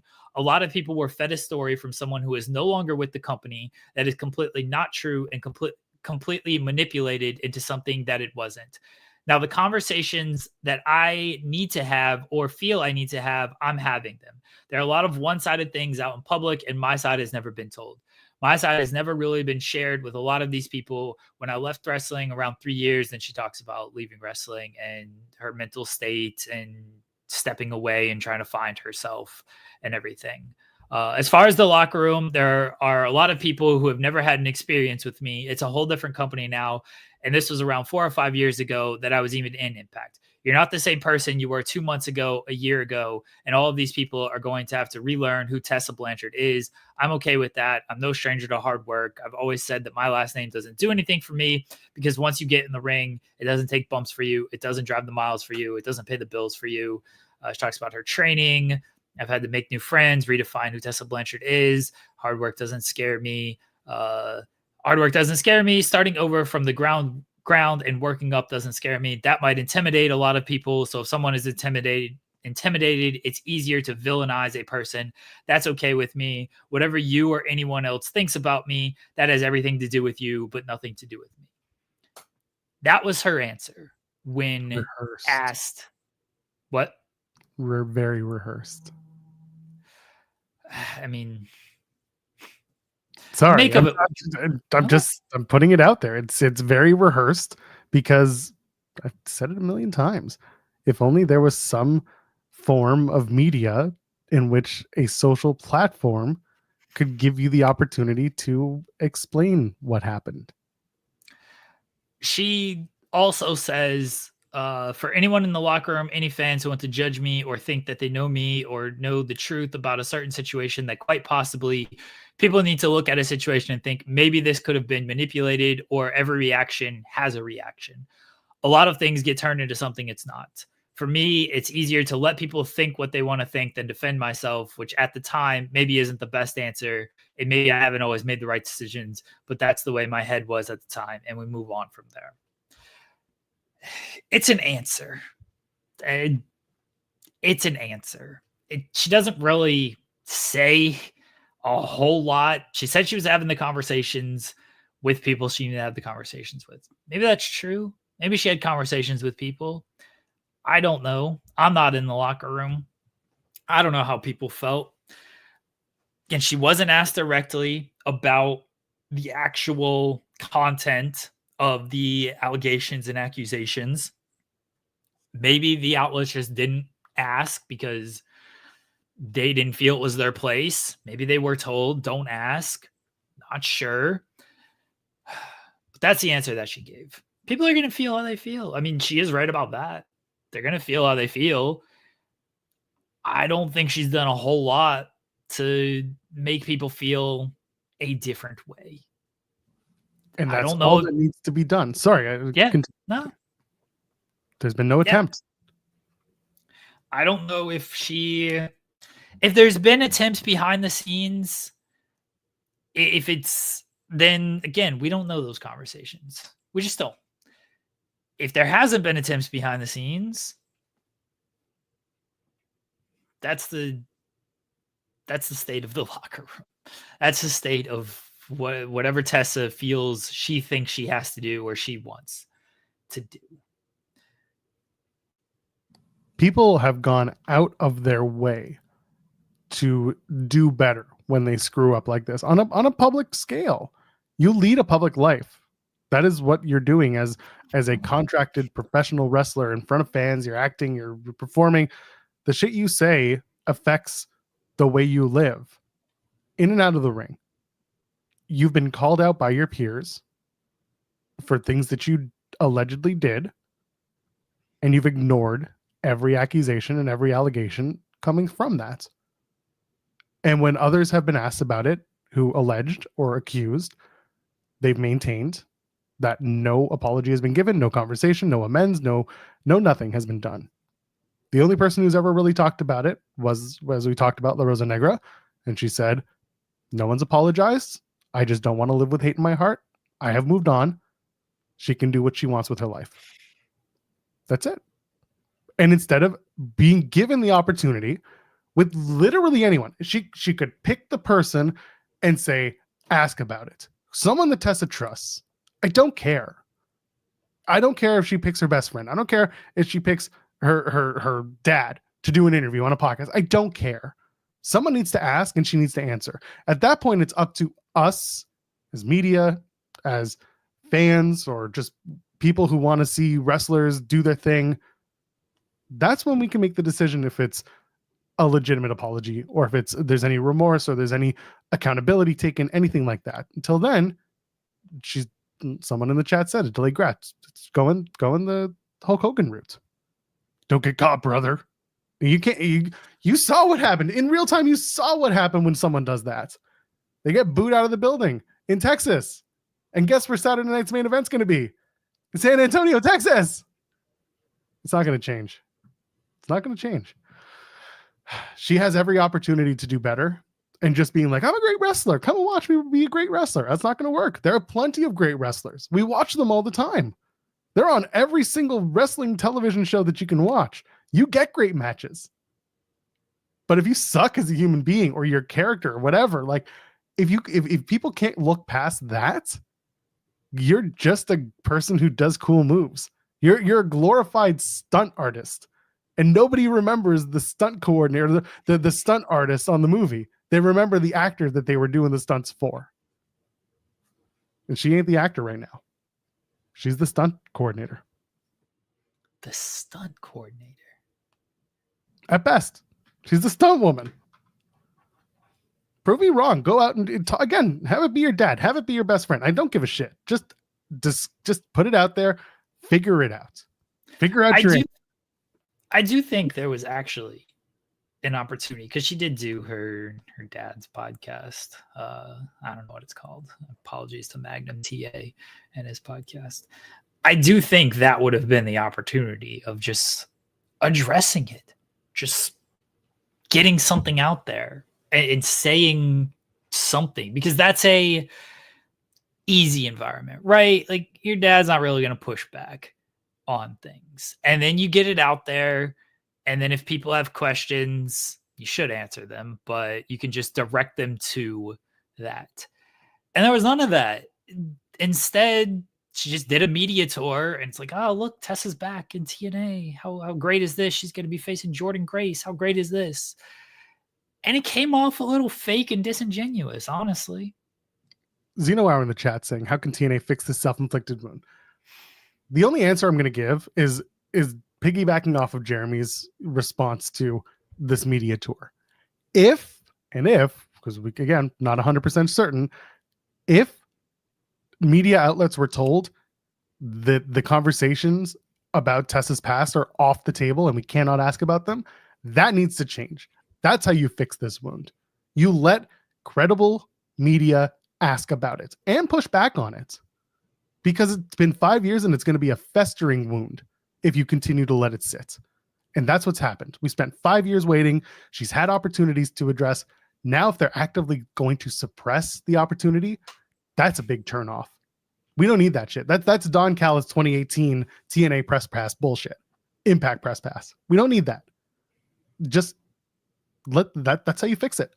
Don't be lazy as a PR person. Don't be lazy. If that's the case, this is just, again, hypothetically, if that's what they're telling you, push back and be like, well, we're going to ask, because why is this, like, this should not be taken off the table unless there's active litigation, unless there's some sort of active lawsuit that nobody has been clued in on, then it should be talked about. And quite frankly, it gives Tessa the opportunity to at least put herself out there as showing some sort of remorse. Anything. But they ain't gonna do it. Joel knows this, and I know, and I think we've had this conversation on there. I'm not one to turn down an interview. I'll have people on the show.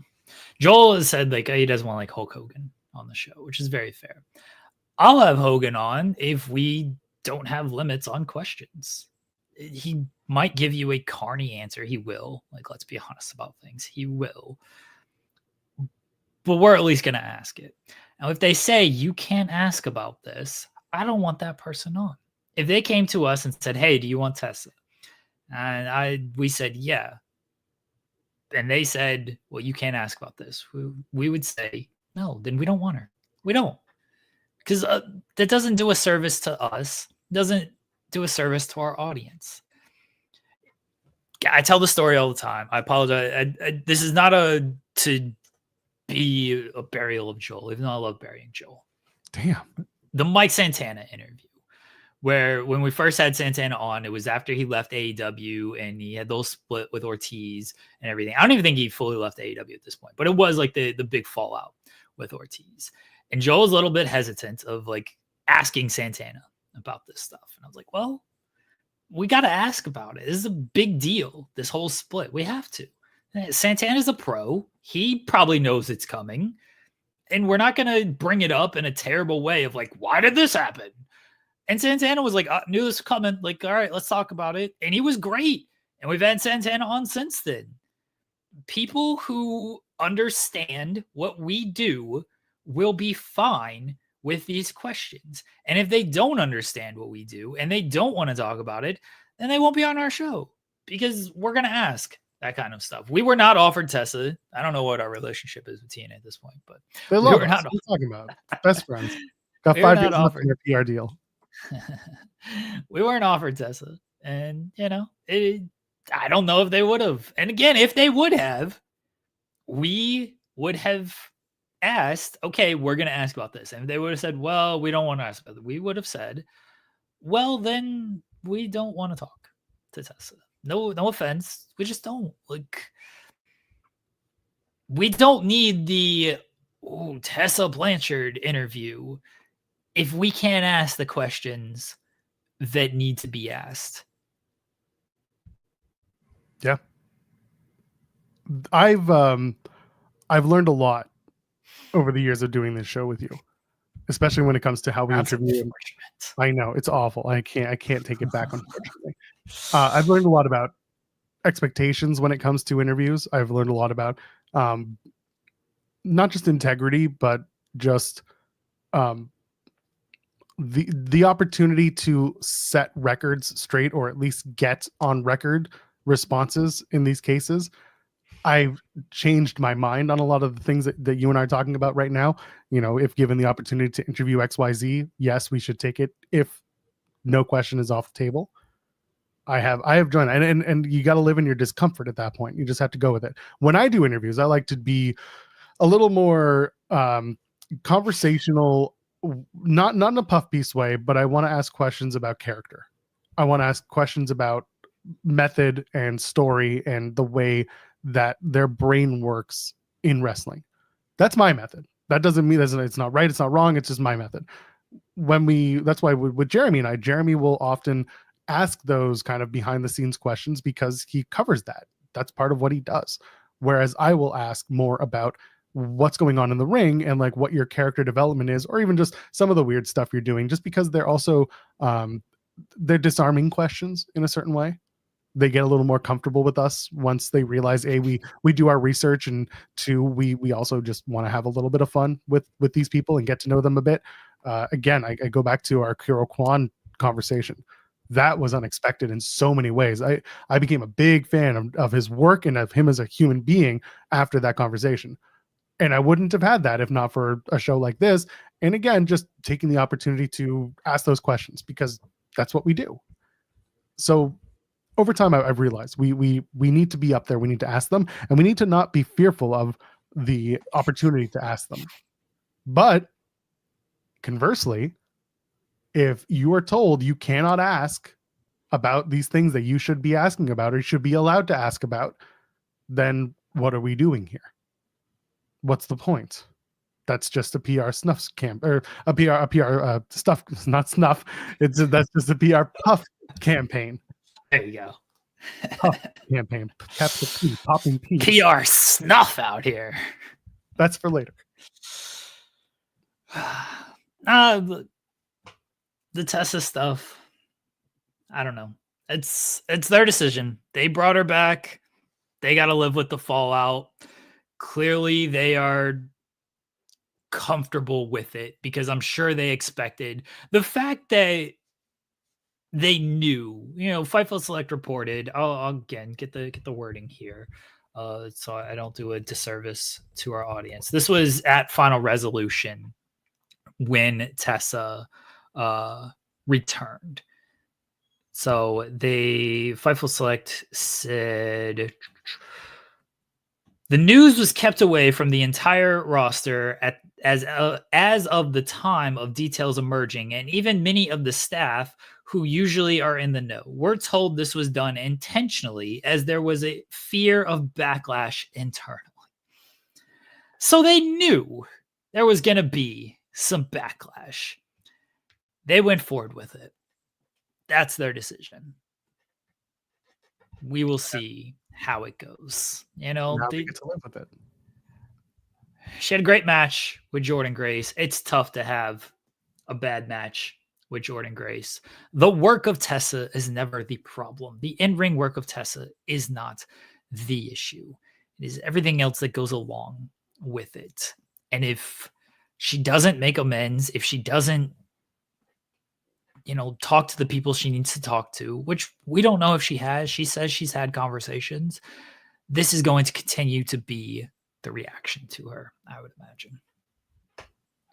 Jordan Grace being the best ever after the show, posting that video that's gone viral multiple times of the hug fest after the show.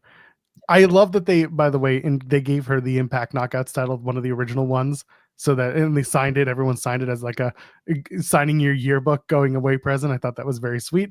But yes, the hugs all around, and of course, everyone noticed the very first 10 seconds who gets walked on by with the big old no hug. So we'll see. It's up to TNA to keep the peace in their locker room, in a locker room where every single time we've spoken to talent, they've always said this is a tight-knit locker room.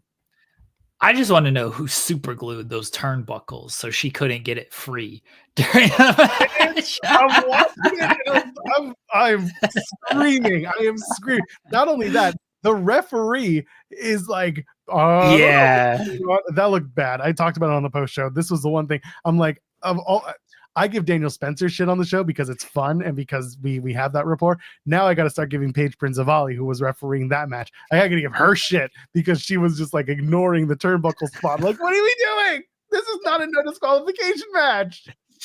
She had to try 3 different turnbuckles to get that thing off. It was the corner over here, and it wouldn't come off when the referee was actually had her back turned and everything, and then just blatantly in front of the ref, just trying to rip it off, and it would not come off. Somebody ribbed her and just put those things on extra tight. It was like, you know what?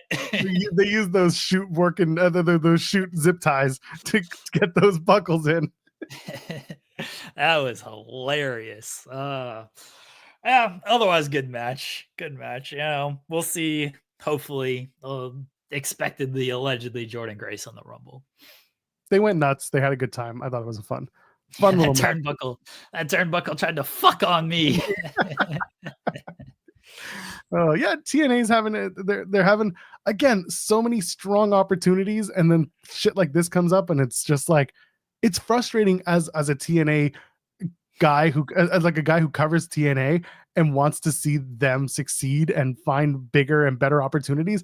Stuff like this, like, it becomes the dominant conversation, and it shouldn't be. Not the turnbuckles, the person who was pulling the turnbuckles. It's so frustrating because, again, the rest of Genesis was strong in a lot of different ways. Not everything did it for me. By the way, the Knockouts tag team title match, the best clown show I've ever watched. The elegances being like Dallas Cowboy cheerleaders, but my favorite thing in the world, there's all the football talk. I thought that was funny, but then while the elegances are doing the clown shit, Ash by Elegance does a taunt by doing the front cartwheel and then just does a suck it to the crowd. And that shit was great. They're clowns. They're gonna win the tag titles on Thursday instead. It's great. Ash by Elegance / Dana Brooke. The meme of her like entrance where she hits like 15 taunts at the beginning. She still got it. She still got it when it comes to that.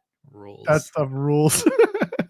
Anyway, we'll go watch the post show. Myself, Jensen, and Cresta Star, we talked about it, and Sean Ross Sapp pulled up for a little bit, talk about the Tessa stuff and the PCO stuff and all the other stuff going on in the world that night. It was good stuff. Let's hit a couple super chats. Tenriza sent a couple. First one saying, all these people going to and touting WWE and being so loyal, they will be released, and then what? The stupid loyalty from wrestlers is comical. I would push back a little bit because releases have not been as prominent in the last couple of years.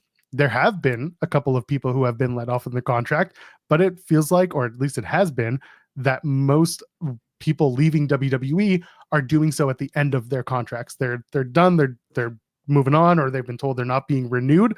They fulfilled their obligation. They can do as they please. It's not the 2019, 2021, where it was like mass releases on a Friday night and you're just frustrated as hell because there was so much potential. And really it's just Vince trying to do whatever to get money, to save money and whatever. That's changed. Loyalty from wrestlers is such a weird thing to me too. I think about it often. These are independent contractors. They are happy for the work that they get and the opportunities that they're afforded. but loyalty doesn't always mean longevity. However, in a business where loyalty is often not just respected, but not recuperated, it's rewarded, they kind of have to do it. It's a game you got to play. And I guess the workspace can be like that too. So that's kind of my take on loyalty in wrestlers and wrestling. People don't want to burn bridges, and that's understandable. You know, they don't want to burn bridges with companies because you never know when that company might come calling, or you might need an opportunity and you might have to hopefully call them and get that opportunity. So also, like, you never know when something's going to be Lucha Lit again. He's back. Good for him. Yeah, good for him. Good for Lindsay. Yeah, he dropped the title here in Toronto, the Demand Lucha Premier title, and that just started the firestorm if he's going back. And I'm like, really, this little indie here? That's what did it? And of course, him being like, "What's NXT?" So good for him. It's nice to see him back. But again, you don't burn the bridge because there's often an opportunity to go back or start somewhere new. Yeah. And we got another one from Tenrisa saying, "I want Yuhan Nation in AEW, just like Reg, Kevin Steen too." I don't know about Kevin. I don't. I've said this when he re-signed with WWE in 2021. I was banging the drum when everyone was like, he's going to AEW. He's best friends with the Bucks. This man grew up on WWF television. He learned the language of English because he listened to good old JR calling matches. He is such a WWF guy that I don't necessarily see him moving unless WWE like screws him somehow. And I don't foresee that happening. But again, stranger things have happened. I see Kevin sticking around till the end. His contract was like up in December. Wasn't that the big thing? And then he's obviously still there. So most people have resigned to the idea that he has re-signed with the company. I think if he was gonna leave, it would have been a few years ago when, you know, it was a bigger talking point and AEW was perception-wise hotter than they are now. But Kevin's always been treated well by WWE. And there's also, especially now with Triple H in charge, where like they're getting time off, and Kevin has talked about this, the family aspect of like, it's not necessarily leaving and I know people are like, oh, family, like, is it really a family? They'll release you all the time. That's how these wrestlers see it. That's them. I don't know their life, but one thing that Kevin always talked about was not necessarily the wrestlers who you might still keep in contact, but the production people, the camera people. It's like if you leave, you're probably not going to talk to them all that much. But when you're there, you see them every single week and you form relationships with those people. It's the same thing in AEW as well. Of people are so loyal to the Young Bucks because the Young Bucks created so many jobs. And obviously Kenny and Tony and Cody. But, you know, when people are like, oh, people are choosing sides, it's like, oh, a lot of people are loyal over here because not only are they friends with them, but like, look what they helped create. So it's, yeah, I don't think Kevin is, again, he's most likely re-signed. The fact that nothing's really come out about it and he's still there and still in a very prominent position. As far as Apollo Crews. Yeah. I mean, I don't like, it's good when people go from one side to the other. Right? That's, I think it helps create buzz. It helps create interest. I think it's very fun when that stuff happens. And this goes for both companies. The debut is always good because there's the buzz that's around the debut. What is the follow-up? Apollo Crews going to AEW, probably have a cool debut.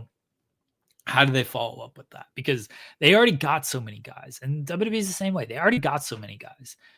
You can only get the debut pop once. How do you maintain that momentum? That's right. Well, we'll Penta show up tonight. And he's not even booked, or not scheduled. Yeah. I don't know if he's booked. Scheduled. Yeah, he's not scheduled. He's not advertised. Well, we're doing the Raw preview last. Come on. I know. I'm just saying.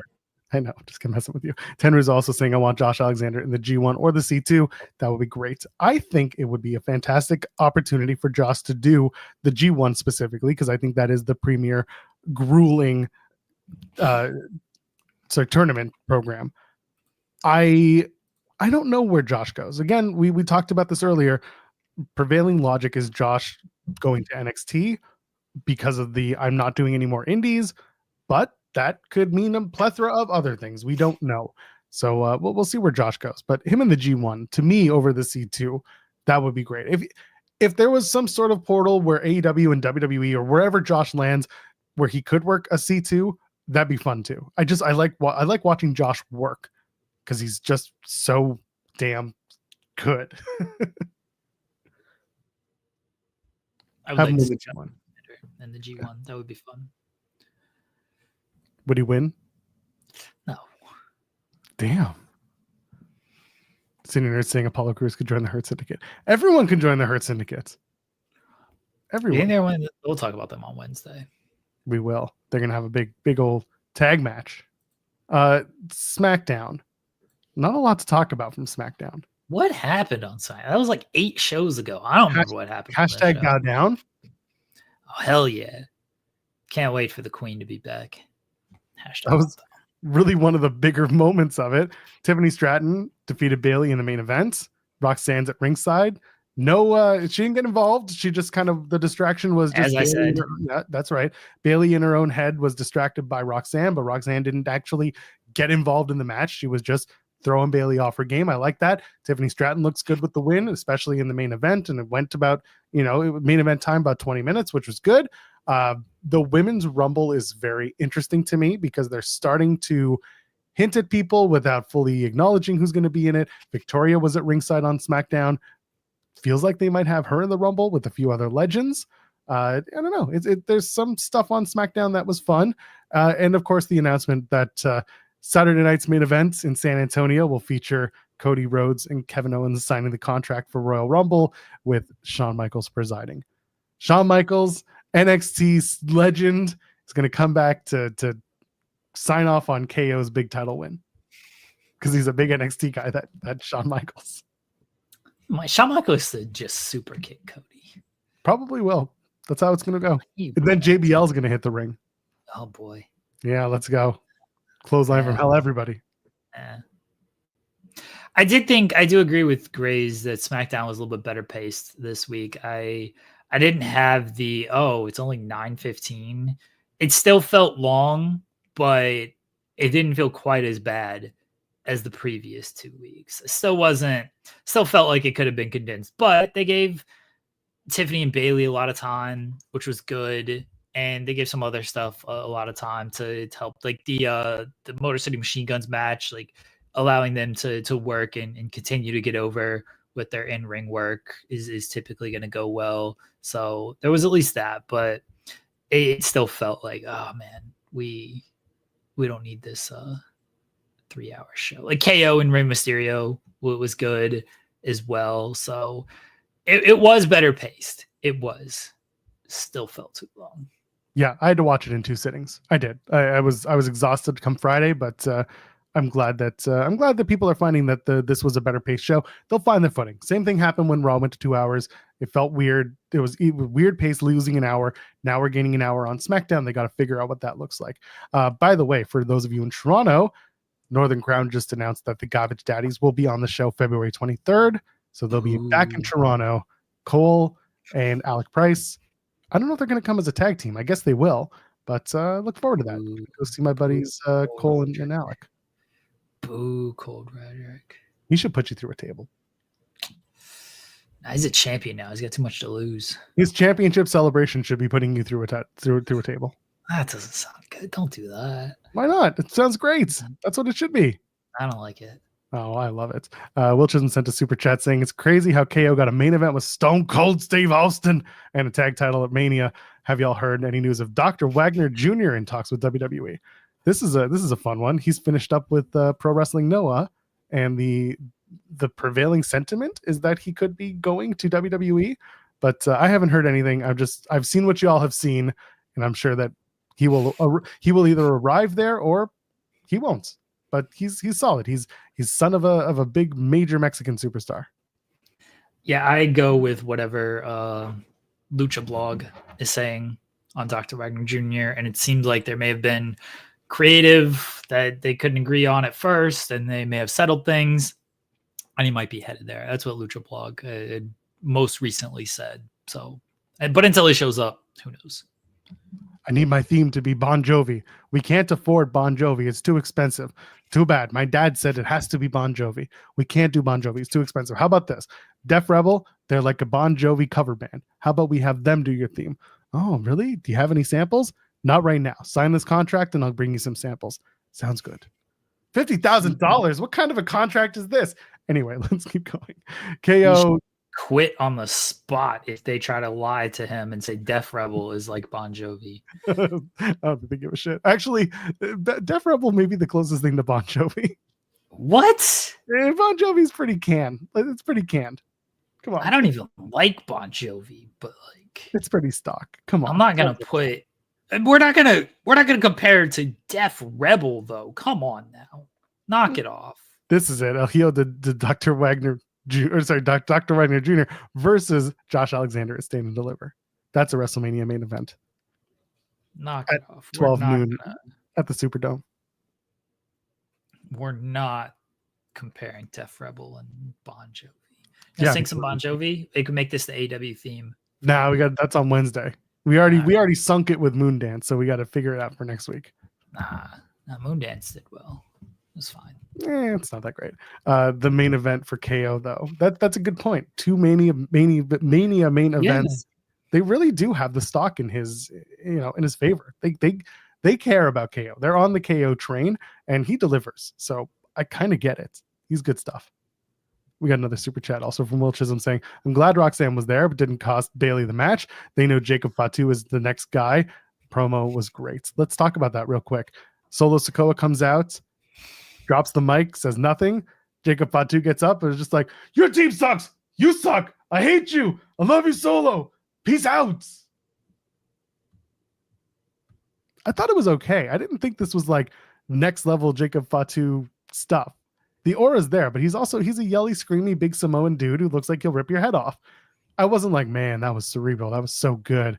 That was storytelling A+. I was like, you can tell they trusted Jacob with this. They didn't like make him amazing. They just made him the powerful guy that he is. It was fine. You can get away with a lot if your delivery is really good, and his delivery was really good. The content of the promo was like fine, but the delivery was so good that it's like, oh, all right, yeah, I see it. And then, the showdown with Braun Strowman, like people just popped on them just standing across the ring from each other. Now they're going to face each other at Saturday night's main event. And that'll put some eyes on Jacob, and he'll probably show out in that match, especially if he beats, as he should, Braun Strowman and beats the monster like that. So this worked for Jacob Fatu. I'm kind of with you, and like it wasn't the greatest promo of all time or anything, but the delivery was so good that you were paying attention. Yeah. And again, that's why it was just the content was fine. It was the delivery that made people get excited, which I get it. I do. Is he going to take over the bloodline? Is he going to do it now? Turn on Solo? I don't know. I think the entire bloodline should be in the Elimination Chamber. Let's put them all in there. Solo. Well, I guess Tama Tonga. No, oh my god, Tonga Loa's hurt. Tonga Loa's hurt. That's what I was trying to say, Tama, but I meant Tonga Loa. So you could put in Roman, Jimmy J, Sammy, Jacob Fatu, and did I say Solo? Yeah, Solo. Then Tama Tonga. That's 6. 7. You're at 7. Thought it was at 6. So no, you're at 7. Can you Jimmy count? J, Roman, Sammy. Yeah. Who's this? Jacob Fatu. Jacob Fatu, thank you. Yeah. Then Solo. No, we did Solo. No, you didn't. Solo. I did. I didn't. Yes, rewind the tape. God dang it. Oh yeah, my favorite. It's my favorite time of the year, everybody. We're gonna rewind the tape on Joel and prove he is wrong. We love it. We love Joel Pearl is wrong here on In the Weeds. I'm gonna quit this show based on this act alone. This bit alone is gonna be the reason I leave. Pull it up here. You counted. You counted on your own Jimmy finger. J, Roman. Yeah, I'm also on like 4 hours of sleep. Jimmy J, Roman, Sammy, Excuses. Solo, Jacob, Tama. That's it. That's 7. At 7. Yes. We're gonna still rewind the tape, and Do we have to? yeah, you're the one who said I'm it sleep because deprived. Let me have you this. of course believe you are correct here. All right, let's see where we're at with you. And like, it wasn't the greatest promo of all. Okay, hold on. Everybody can hear this, right? Yeah. You just get. Come on, scrub it. Come on, scrub it in. Roman, Okay, Roman, Jimmy J, you're counting. Sammy, Jacob Fatu, and so did I say Solo? Yeah, Solo. Then Tama Tonga. See, look at this. That's 6. 7. You're at 7. Thought it was at 6. So No, you're at 7. Can you Jimmy count? J, Roman, Yeah. Sammy. Yeah. Who's this? Jacob J- Fatu. Jacob Fatu. Thank you. Yeah. Then Solo. no, we did Solo. Look at your terrible counting, No, Joel. You I didn't did do Solo. Solo. I did. You didn't. Yes, rewind the tape. God dang it. Oh yeah, look at this, Joel. Everyone use the hashtag Joel is wrong because he cannot count. Pile driver finisher is going to stand with me on this one, so that's good. Give me some leeway. We got seven people. How many chamber spots are there? There's 6. There's 4. Well, there's 4 there's chambers and 2 people. There's 6 yeah, spots. Yes. yeah. So let's take Sammy out of the equation. Okay. So there you go.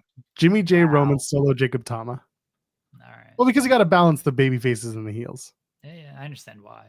Yeah, there you go. Count. Put them in the elimination chamber. Okay. Roman wins. Sure, why not? I don't know what this is in service of. We're just doing it.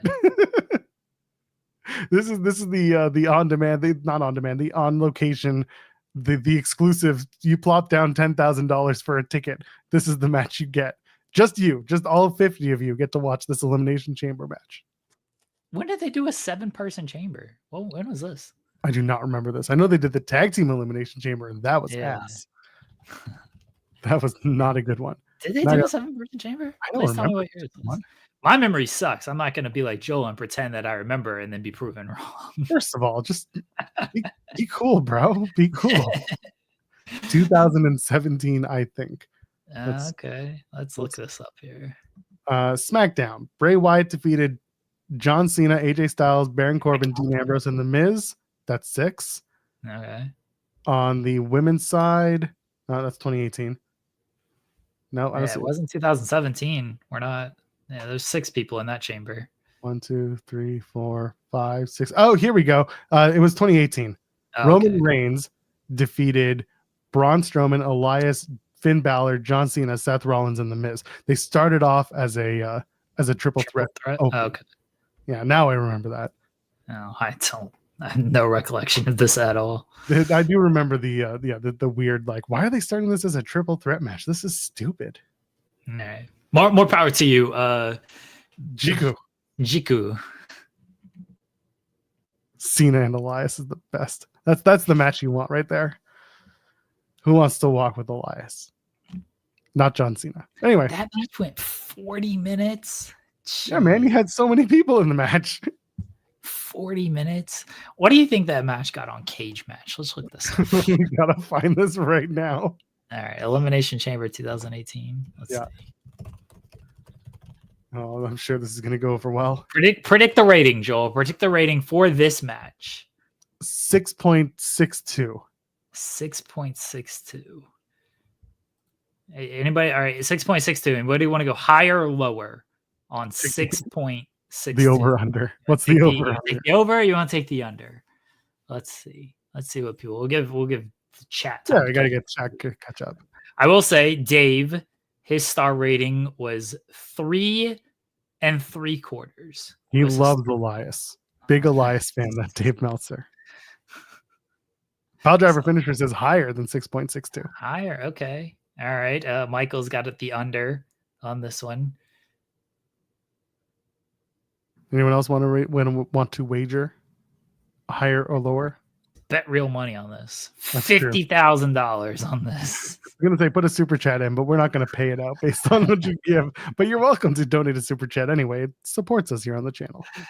The rating for Elimination Chamber 2018, a 40-minute chamber, 5.61. You are a whole point under or Dude, over. Wrestling fans hate wrestling. And Fair. I get it.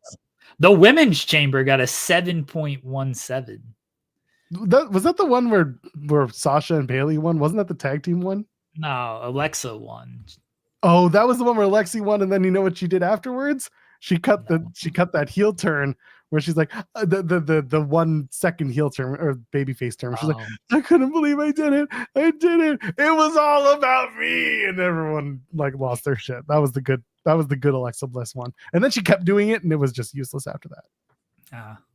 That's the most memorable one. She cut that promo in the chamber, being like, I always knew I could do it. Screw you guys. I'm going home. I think that's what she said. I think that's verbatim what the promo was. Okay, I'll take your word for it. Thank you. It's probably a good thing. Is there anything else that we got to cover from SmackDown? I think we got everything. No, SmackDown was a show. I think the only thing that we need to wrap up with is Collision. And there's only, for me, 3 things on my list. And that was the main event, the opening contest, and let's talk about Tony Storm with Tony Schiavone. Oh. What did you think I was going to do? I don't know. I was shocked at 3. I was like, the opening match, that's it. That was the main one. We're going to end with that. That's fine. You know what? The Acclaim stuff actually wasn't terrible. No, it sucked. No. Really? You didn't like that? No.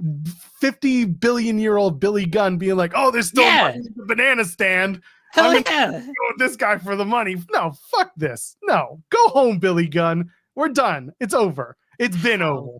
Go home. Go home. Isn't he kind of going home? Like they did the scissoring one last time and that's it. Motherfuckers, he's not done. He's going to be back. I hope not. He should win the world title. He should beat Jon Moxley on Wednesday. If AEW had any balls. Fucking sucks. Can you vamp for 2 seconds? I need to unlock my door to my apartment. 2 seconds? I have to go 2 full seconds 30 of seconds. Vamping? 30 full seconds you can of do vamping? I believe that sounds terrible. So Billy Gunn should win the AEW World Title. That's my vamping. If you disagree, you're wrong. He was the most over guy in this segment. Max Caster, best wrestler alive. Who could possibly care? Anthony Bowens, 5-tool player. Does he pitch? You know, 5-tool player is usually that's hitting, that's playing the outfield and everything. He ain't Otani. He ain't a 2-way player. He ain't like Shohei.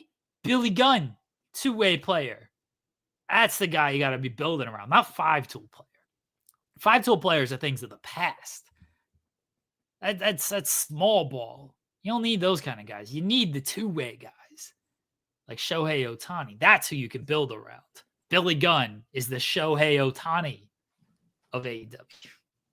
Billy Gunn sucks. Why are you at beef with Billy Gunn? You hated on Cora Jade. Is Billy Gunn emo as well? Like, what's happening here? It's not the emo stuff. Billy Gunn has no place as he's been presented in 2025. He's been very much. Billy, this was his first appearance. So yes, and in 2024, it was the same conversation. Useless. Does not need to be on the screen. The shit that he did to Jay White was bad enough. Like, nobody needs Mr. Ass. Nobody needs it. There are so many other people you can put on my screen at this point in time. And the worst part is, this motherfucker is probably going to go show up with Anthony Bowens and like be his mouthpiece. Hell yeah. Bowens can talk. He's fine. They're just, it's such a. He can talk, but can't get over. Yes, he can. Look what happened at Hammerstein. He had the boom. Yeah, the Rizzler carried him. Rizzler wasn't there. The other two were there. They did it. Well, they thought he was the Rizzler, so that's why. Anthony Bowens Rizzler. That's why it works. They're like, shit, the Rizzler got jacked, brother. Billy Gunn was probably Get a sitting on his grocery couch Christmas Day, watching this episode of Collision, and just being like, "Son of a bitch, he's working with the Costco guys. I gotta work with the Costco guys. Tony, bring me back TV. We're gonna go work with Costco guys." That's what he should. That's what everybody should be saying. That's what Chris Jericho was saying. Oh, He's like, sure, wait a second. it shouldn't be Billy Gunn getting to work with the friggin' Costco guys. Go home. Why? Go Billy home. Gunn would be great with the Costco Go guys. home. That would roll. Go home, Billy Gunn. Let your kids carry on your legacy. They were doing pretty okay. Why You are can you go such home now. a Billy Gunn hater? Because Holy he shit. does not need to be on TV in this. He doesn't. Not in this capacity. He does like two things. He joined the Acclaim so we can get a cut of the merch. And he got over. Wow, You're you're agreeing with Max Caster. What? That Billy just showed up for the money? Yeah. Well, because it's true. This is the. I hope you know you were on Max Caster's side. Let the record show. For this singular topic of discussion, yes, I will concede that I share a point of view with Max Caster that is largely held by the entire wrestling world. Joel Pearl is on Max Caster's side, everybody. I hope you're happy with your decisions. I hate you so much. Dude, this segment was good. I thought it was good. It was ass. It's me or him. You know what Bowen should have done? Caster's the one who told him he needed to decide. You know what Bowen should have done? He should have flipped them both off and kicked them both in the dick and been like, "Screw you guys, I'm going home." He would have gotten booed out the building if he turned on Billy Gunn. Billy Gunn's over, brother. So what? Cleveland's own Billy Gunn? What are we doing here? Is he from Cleveland? No, I was going to say Cincinnati is what I meant. Where is Billy Gunn from? Where's Billy Gunn? Is he Texan? Is he from Texas? I think he's a Texan. No, he was from Orlando, I guess. Sure. The most fucking whatever. We don't need the haterade you've got on Billy Gunn is astounding. He does not need to exist in this company. Doesn't need to exist. You just want him dead? In this company is what I said. Oh, all right. We've learned a lot about Joel today, everybody. Hates Cora Jade, hates Billy Gunn. He is the most Florida guy in the company. That's really what I was trying to say. He's from Wyoming, Yellowstone? Is that true?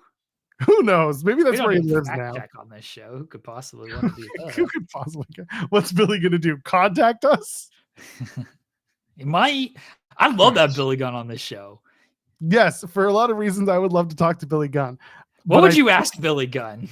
I'd ask him about working with The Rock in '99 to the point where Rock completely disemboweled his run. That promo was so good.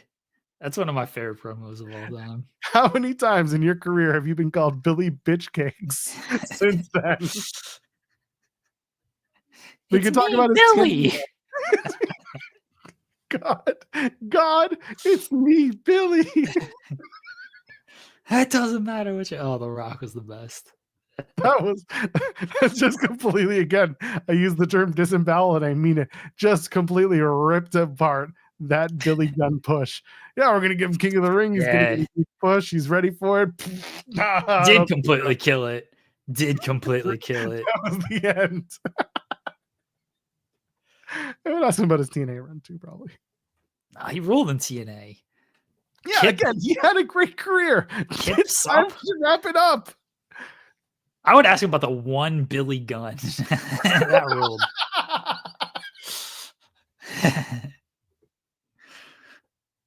Well, I thought I was the one.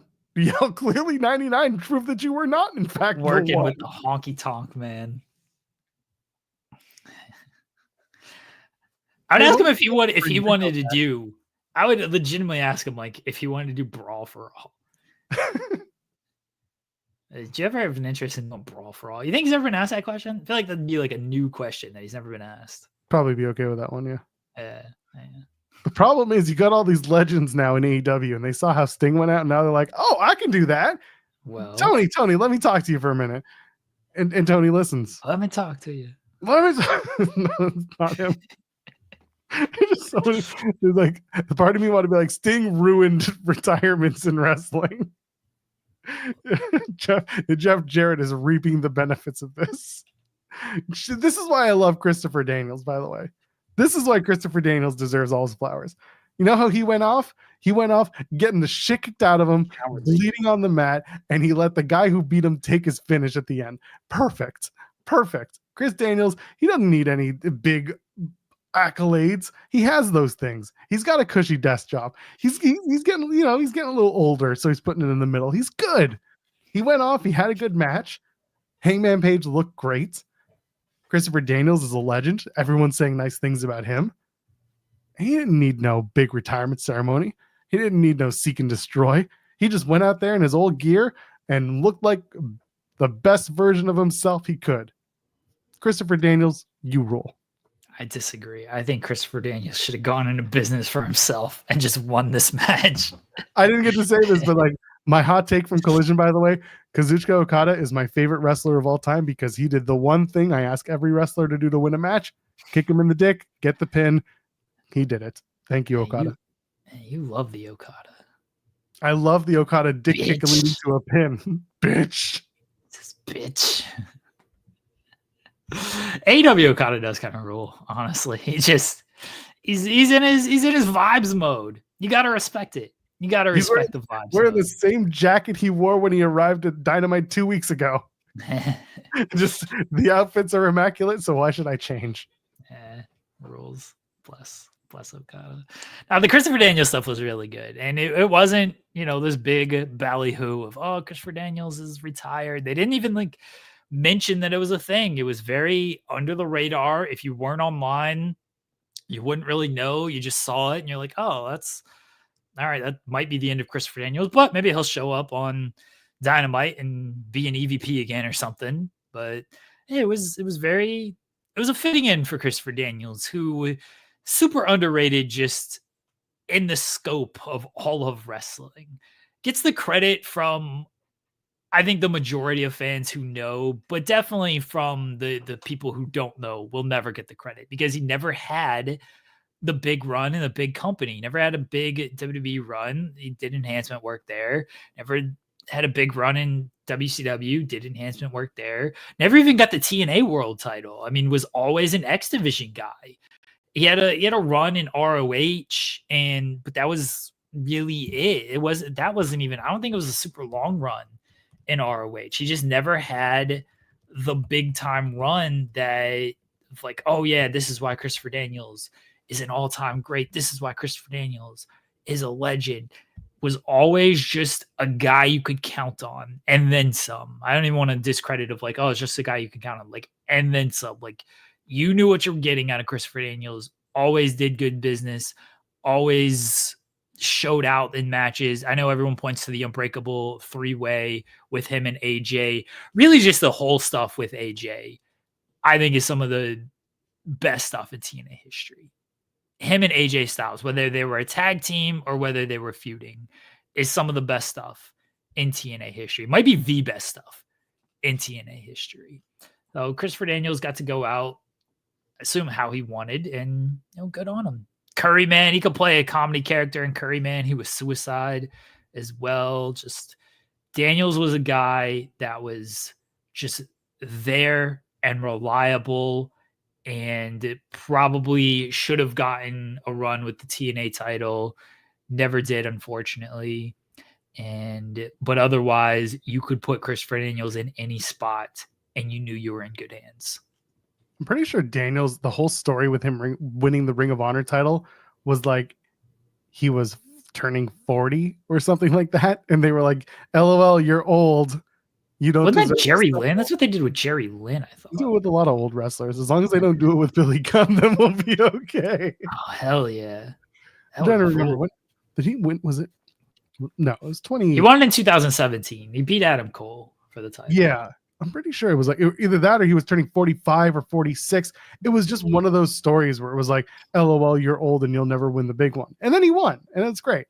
But yeah, just great stuff. He was. No, he's not dead. He's been a great wrestler. He's been someone that you can rely on, and he's been really. I'm not going to call him egoless, but he was someone that you could depend on when it came to getting shit done. And again, he's still working backstage for AEW. He's still doing talent relations stuff and other production roles. So look forward to seeing what else comes with his work backstage. But hey, he didn't want a big kerfuffle. He knew he wanted Hangman to do it. They did it. The only people who really knew that it was happening in the moment were the people in the ring. And then afterwards, Tony came out and, did something for the crowd to thank him. And that was kind of the tip off for people who were watching the match, that this was it for Christopher Daniels. I thought it was good. I thought it was not only a really great match, but just a really good send off for Daniels. He went off the way he should have, on his back like a bitch. This is a little too harsh. I like him. Should have gone into business for himself. And now him and Billy Gunn can make a tag team. Old and tired and working with children. Billy Gunn would have to carry Christopher Daniels. Literally, because he's about a foot taller. And then the 12-man tag. The Will Powerhouse Hobbs show up 12-man tag. Powerhouse. Shout out to Brian Keith, whose new gimmick is saying motherfucker on the air. They did it once on Wednesday, and they're like, oh, got to keep that up. And they did. You know what the funniest thing of this whole thing was?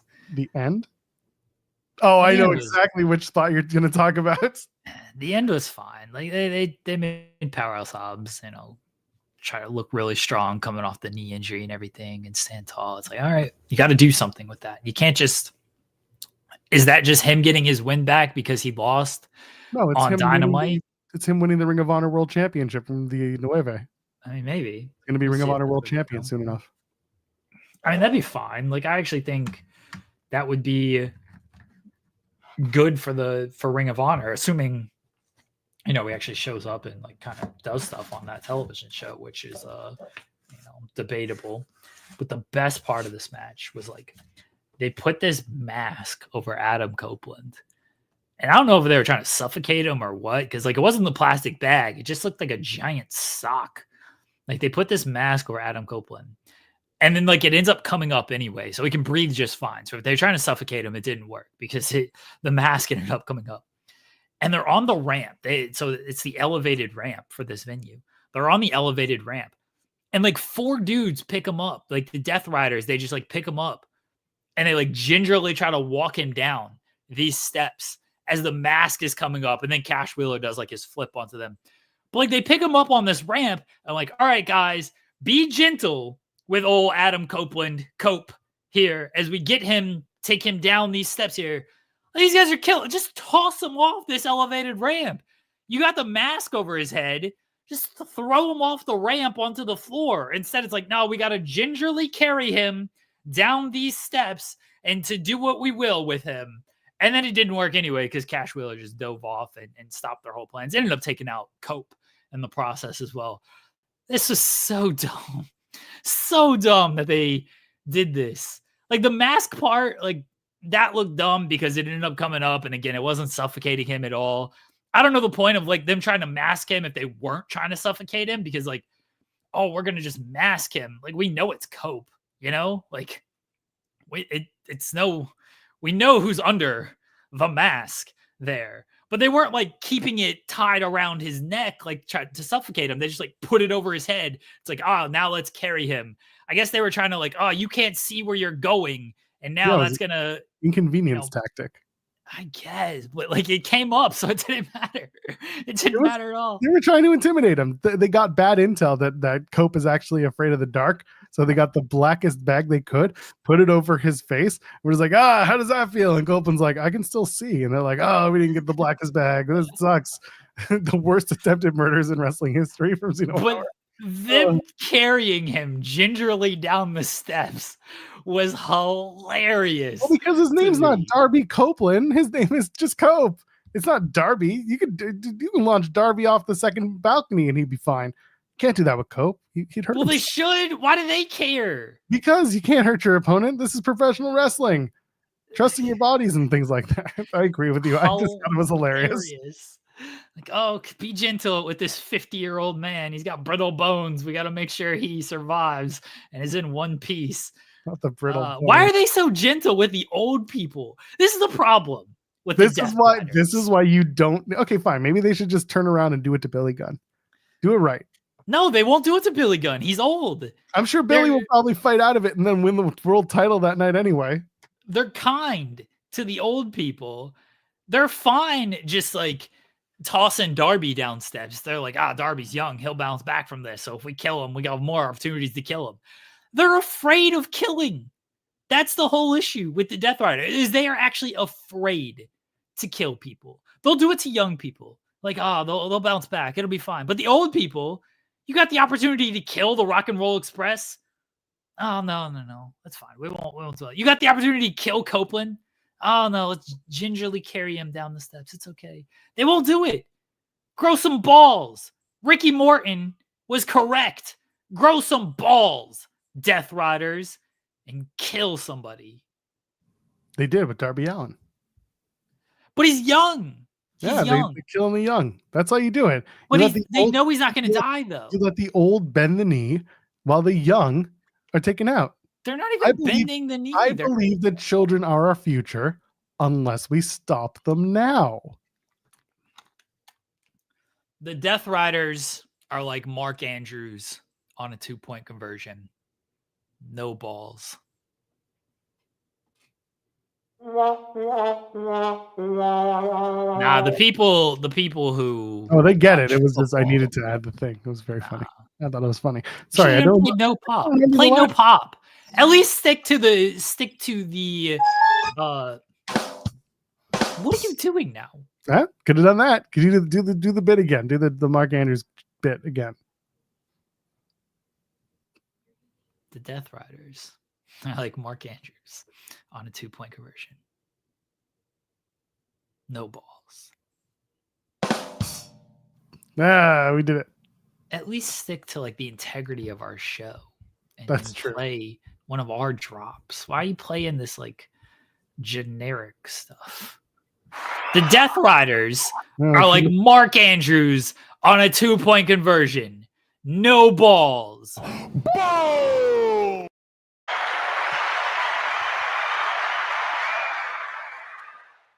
Big fans. Big fans. What's this one? Oh, we do have a laugh track. I can't believe we have a laugh track. I feel like every few months we remember this soundboard exists. Oh, Monday Night Raws tonight. Is there anything else from Collision? We didn't talk about the Tony Storm thing. I don't know how I feel about everyone now fully investing in Tony Storm not being Tony Storm. Like not being this, whatever she's playing. I do appreciate that Tony Schiavone was just like, you're not okay. And Tony Storm just being like, our name's a Tony. We're going to have a great night. See you tonight. It was weird. It was just very weird. I like the story as a whole. This beat just felt a little unnecessary. Tony Storm and Mariah May are going to have a meeting, a face-to-face on Collision next week. The homecoming Collision. We'll see how that plays out. Shivani's always been, even in the Battle Royal, when Mariah May was playing it, like, oh, look, this rookie, this is great. Shivani's always been playing like, what? Are you dumb? Are you stupid or are you dumb? And she's not a rookie. She's not on former world champion. You're not going to see the other one either. Tony Schiavone basically picking up the slack for JR on all these stories is hilarious. The cranky JR. We're soon going to get cranky Tony, because that's what this was. I again looking forward to the Tony Storm stuff. I just this week felt like a bit of a miss to me, but otherwise, again, Collision was fine. It was an easy watch. Kazuchika Okada kicked the guy in the dick. Big old loser Tomohiro Ishii. Can't win a singles match to save his life. Add insult to injury, gets dick kicked in. It's great. Poor Tomohiro Ishii. He does kind of suck. He'll be okay. Monday Night Raw tonight? Yeah, probably. He's just going to show up on the next AEW show and lose again. That's fine. As long as he has conglomeration on his Tonytron, we know what we're in store for. We know what we're going to get. A big old L. Can't spell conglomeration without an L. Because they're losers. Monday Night Raw is tonight's Dallas, Texas. It's going to be a fun one. It's going to be 2.5 hours of Netflix madness. Reportedly 2.5 hours. Reportedly, like maybe 227, maybe 234, might be 217. Really depends on how the show runs and what they got going on. Sami Zayn to appear, Jey Uso to appear, Lyra Valkyria to appear, new Intercontinental Champion, and JBL, John Bradshaw Layfield. He's going to appear. Not he's doing commentary. Not doing commentary. Allegedly, Wade Barrett is going to be doing commentary, but Jables is going to appear, and clearly he's going to address what he did last night at TNA Genesis. Now that there's a big partnership, everyone knows about what happened in TNA Genesis. He's going to be out there and be like, I did this because I think Joe Hendry deserves the world championship. And everyone's going to be like, who the fuck is Joe Hendry? Do you think that like JBL is going to lead a TNA invasion? God, I hope not. That would rule. I really hope not. Why? What do you mean? I just don't need this. I don't need a TNA invasion. I think but it's all, but it's like not. It's all like the former Santana. WWE guys. Yeah, yeah. It's JBL. It's JBL, Nemeth, AJ Francis. Yeah, AJ Francis. Yeah. Oh man, it's JDC, Brian Myers. Yeah. Yup. Oh god, who else is in there? Who's Santino? Ash by Elegance. Santino. Yup. Oh my god. That's it. That's the invasion. It's the invasion. The Hardys are like hesitant. Like they're like, we don't want to ruin our spot, guys. We're okay. We're just gonna, Steve Macklin comes out as Steve Cutler. Oh, I forgot he was. Did you not? Did he? I can't remember if he told us. No, I don't remember if he told me in the interview on camera or off camera. He had an idea. Go back and watch my interview with Macklin from the summer. He has an idea of the Macklin Cutler dynamic, TNA to NXT. Go back and watch the interview because I can't remember if he actually talked about it or if we talked about it afterwards, where we had a good laugh over that one. But yeah, Macklin should definitely be there. Eric Young. He'd be like, I was there, but you didn't see me. Yeah, so he shows up behind the scenes. JBL just like makes a reference to Eric Young, but he's not actually seen. It's sanity. That's all. We all kept our sanity, except for this guy. Just walk back out. That would rule. This is what should happen. JBL leading the TNA. Joe Hendry's like the one TNA guy who's like actually part of it. But then because it's like the alliance. He's the Steve Austin in all of this. But he doesn't acknowledge it. He just looks around just like, something feels different. Very funny and so stupid. Someone's saying, do you think Hendry will be in the crowd at Raw? This is, to me, more likely than anything else. I don't expect him to give him a microphone. If anything, they'll say he'll be live on TNA Impact this Thursday. Check it out, blah, blah, blah. Because I really do. I've said it 100 times. I'll say it again. Hendry's going to come out on Thursday and announce for the Royal Rumble and say for the first time ever, a current TNA Men's World Champion will be in the Royal Rumble. And I'll be there and I'm going to win and blah, blah, blah, blah, blah. And then he'll get his big John Cena moment that he's been talking about. He said he wanted a John Cena match on John Cena's retirement tour. And he's going to be like, I did it. I did the thing. I was in a match with John Cena. And even if he wasn't in the Rumble at the same time as John Cena, he's going to milk the shit out of that. He's going to be like, I had a match with John Cena. I was in the Royal Rumble. John Cena was there too. Let's go. And that'll be enough for Joe Hendry. Maybe. Other than that, I would think they would more likely film something from last night to air on NXT on Tuesday and just kind of move from there. Give Hendry an ad break interview. I don't think so. I think, honestly, I just think if he's there, it's because they're in Dallas and they just ran Dallas last night and they're San Antonio on Thursday. But I mean, I don't know for sure. His parents are down with him. Gunther should come out. Should be like this phony pro wrestling nonsense.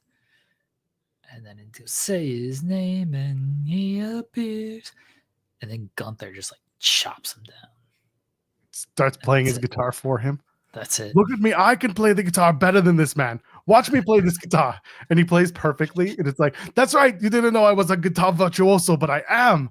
I love how your Gunther is just Arnold. Yeah, well, they all sound the same. Wow. What?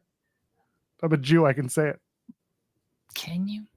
Yeah, probably. The New Day are scheduled to compete, whatever that means. Which tag team are they going to beat? Aren't they supposed to face Ray and a partner? Wasn't that a thing that they set up and apparently forgot about? You forgot about it. Just be cool, bro. Be cool. Don't worry about it. They're gonna face the team of like some dude and this guy. That's all they got. I like that they remember that the Rascals were owed a NXT title shot, and they're gonna finally capitalize on that 3 months later. That was the first thing that they tweeted out when the partnership was announced. Long-term storytelling. That's what it is. They didn't just stumble into this, I promise. But anyway, that'll be on Thursday too. Fraxium versus the Rascals. Damage Control. They're going to take on the Pure Fusion Collective. That's a match. It's going to be any pairing of Shayna Baszler, Zoe Stark, and Sonya Deville. That's according to our preview. Because there's only 2 members of Damage Control. Yeah, it could be, I guess, a third, maybe they'll turn into a 6-woman tag. Maybe Kyrie's back to tip top. Could be. Would be nice. And then WrestleMania 40 rematch, Seth Rollins versus Drew McIntyre. Yeah, that should be good. Very curious the finish on this one, because they're both coming off losses. And, Drew got beat by Jay. Seth got beat by Punk. You typically get some momentum going into the Rumble and by meeting people who you can beat. And both are fine to where they can take a loss and probably be okay. I'd still be a little hesitant to have either guy take a loss. So maybe we get a DQ finish. I think that would be cowardly. Like, if you're going to book the match, book a finish. I'd probably have Seth win. Honestly. Yeah, I could see that. Seth getting the win back, Drew going down and being a little more upset.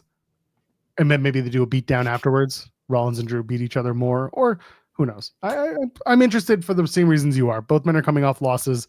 Feels like they both need a victory right now to get somewhere. But instead, they'll do this match. And then CM Punk will laugh in the background the whole time. You think Punk's going to be on like commentary for this match or something? I feel like they would have promoted that already. I don't think they care to they don't need to promote this stuff. Punk's made social media barbs about it, called it for the Divas title, which was a funny little thing. But has he? Yeah, he put it on Instagram on his stories. It was like a up for a second type of thing. Where it was like, yeah, for the Divas title. It was very funny. That's not bad. All right. I respect that. He's not on Twitter. He's never on Twitter. He doesn't know what's happening on Twitter. That's right. Don't tag him on Twitter. He'll never see it. Yeah. That's how it works. Oh, I see it now for the Divas title. I give it 5 stars already. Wow, good for him. Dave's and then he hopes that the New Day are wrestling the APA. That'll be something. But damn, in every sense of the word. Yeah, that'd be something. Is there anything else that we need to talk about from this weekend in professional styles of wrestling? That was a long weekend of pro wrestling. Good stuff. Covered a lot. Good stuff. We'll see where it goes, but we got plenty to talk about come Wednesday. We'll have some Monday Night Raw recap, some NXT as well. Look forward to Dynamites.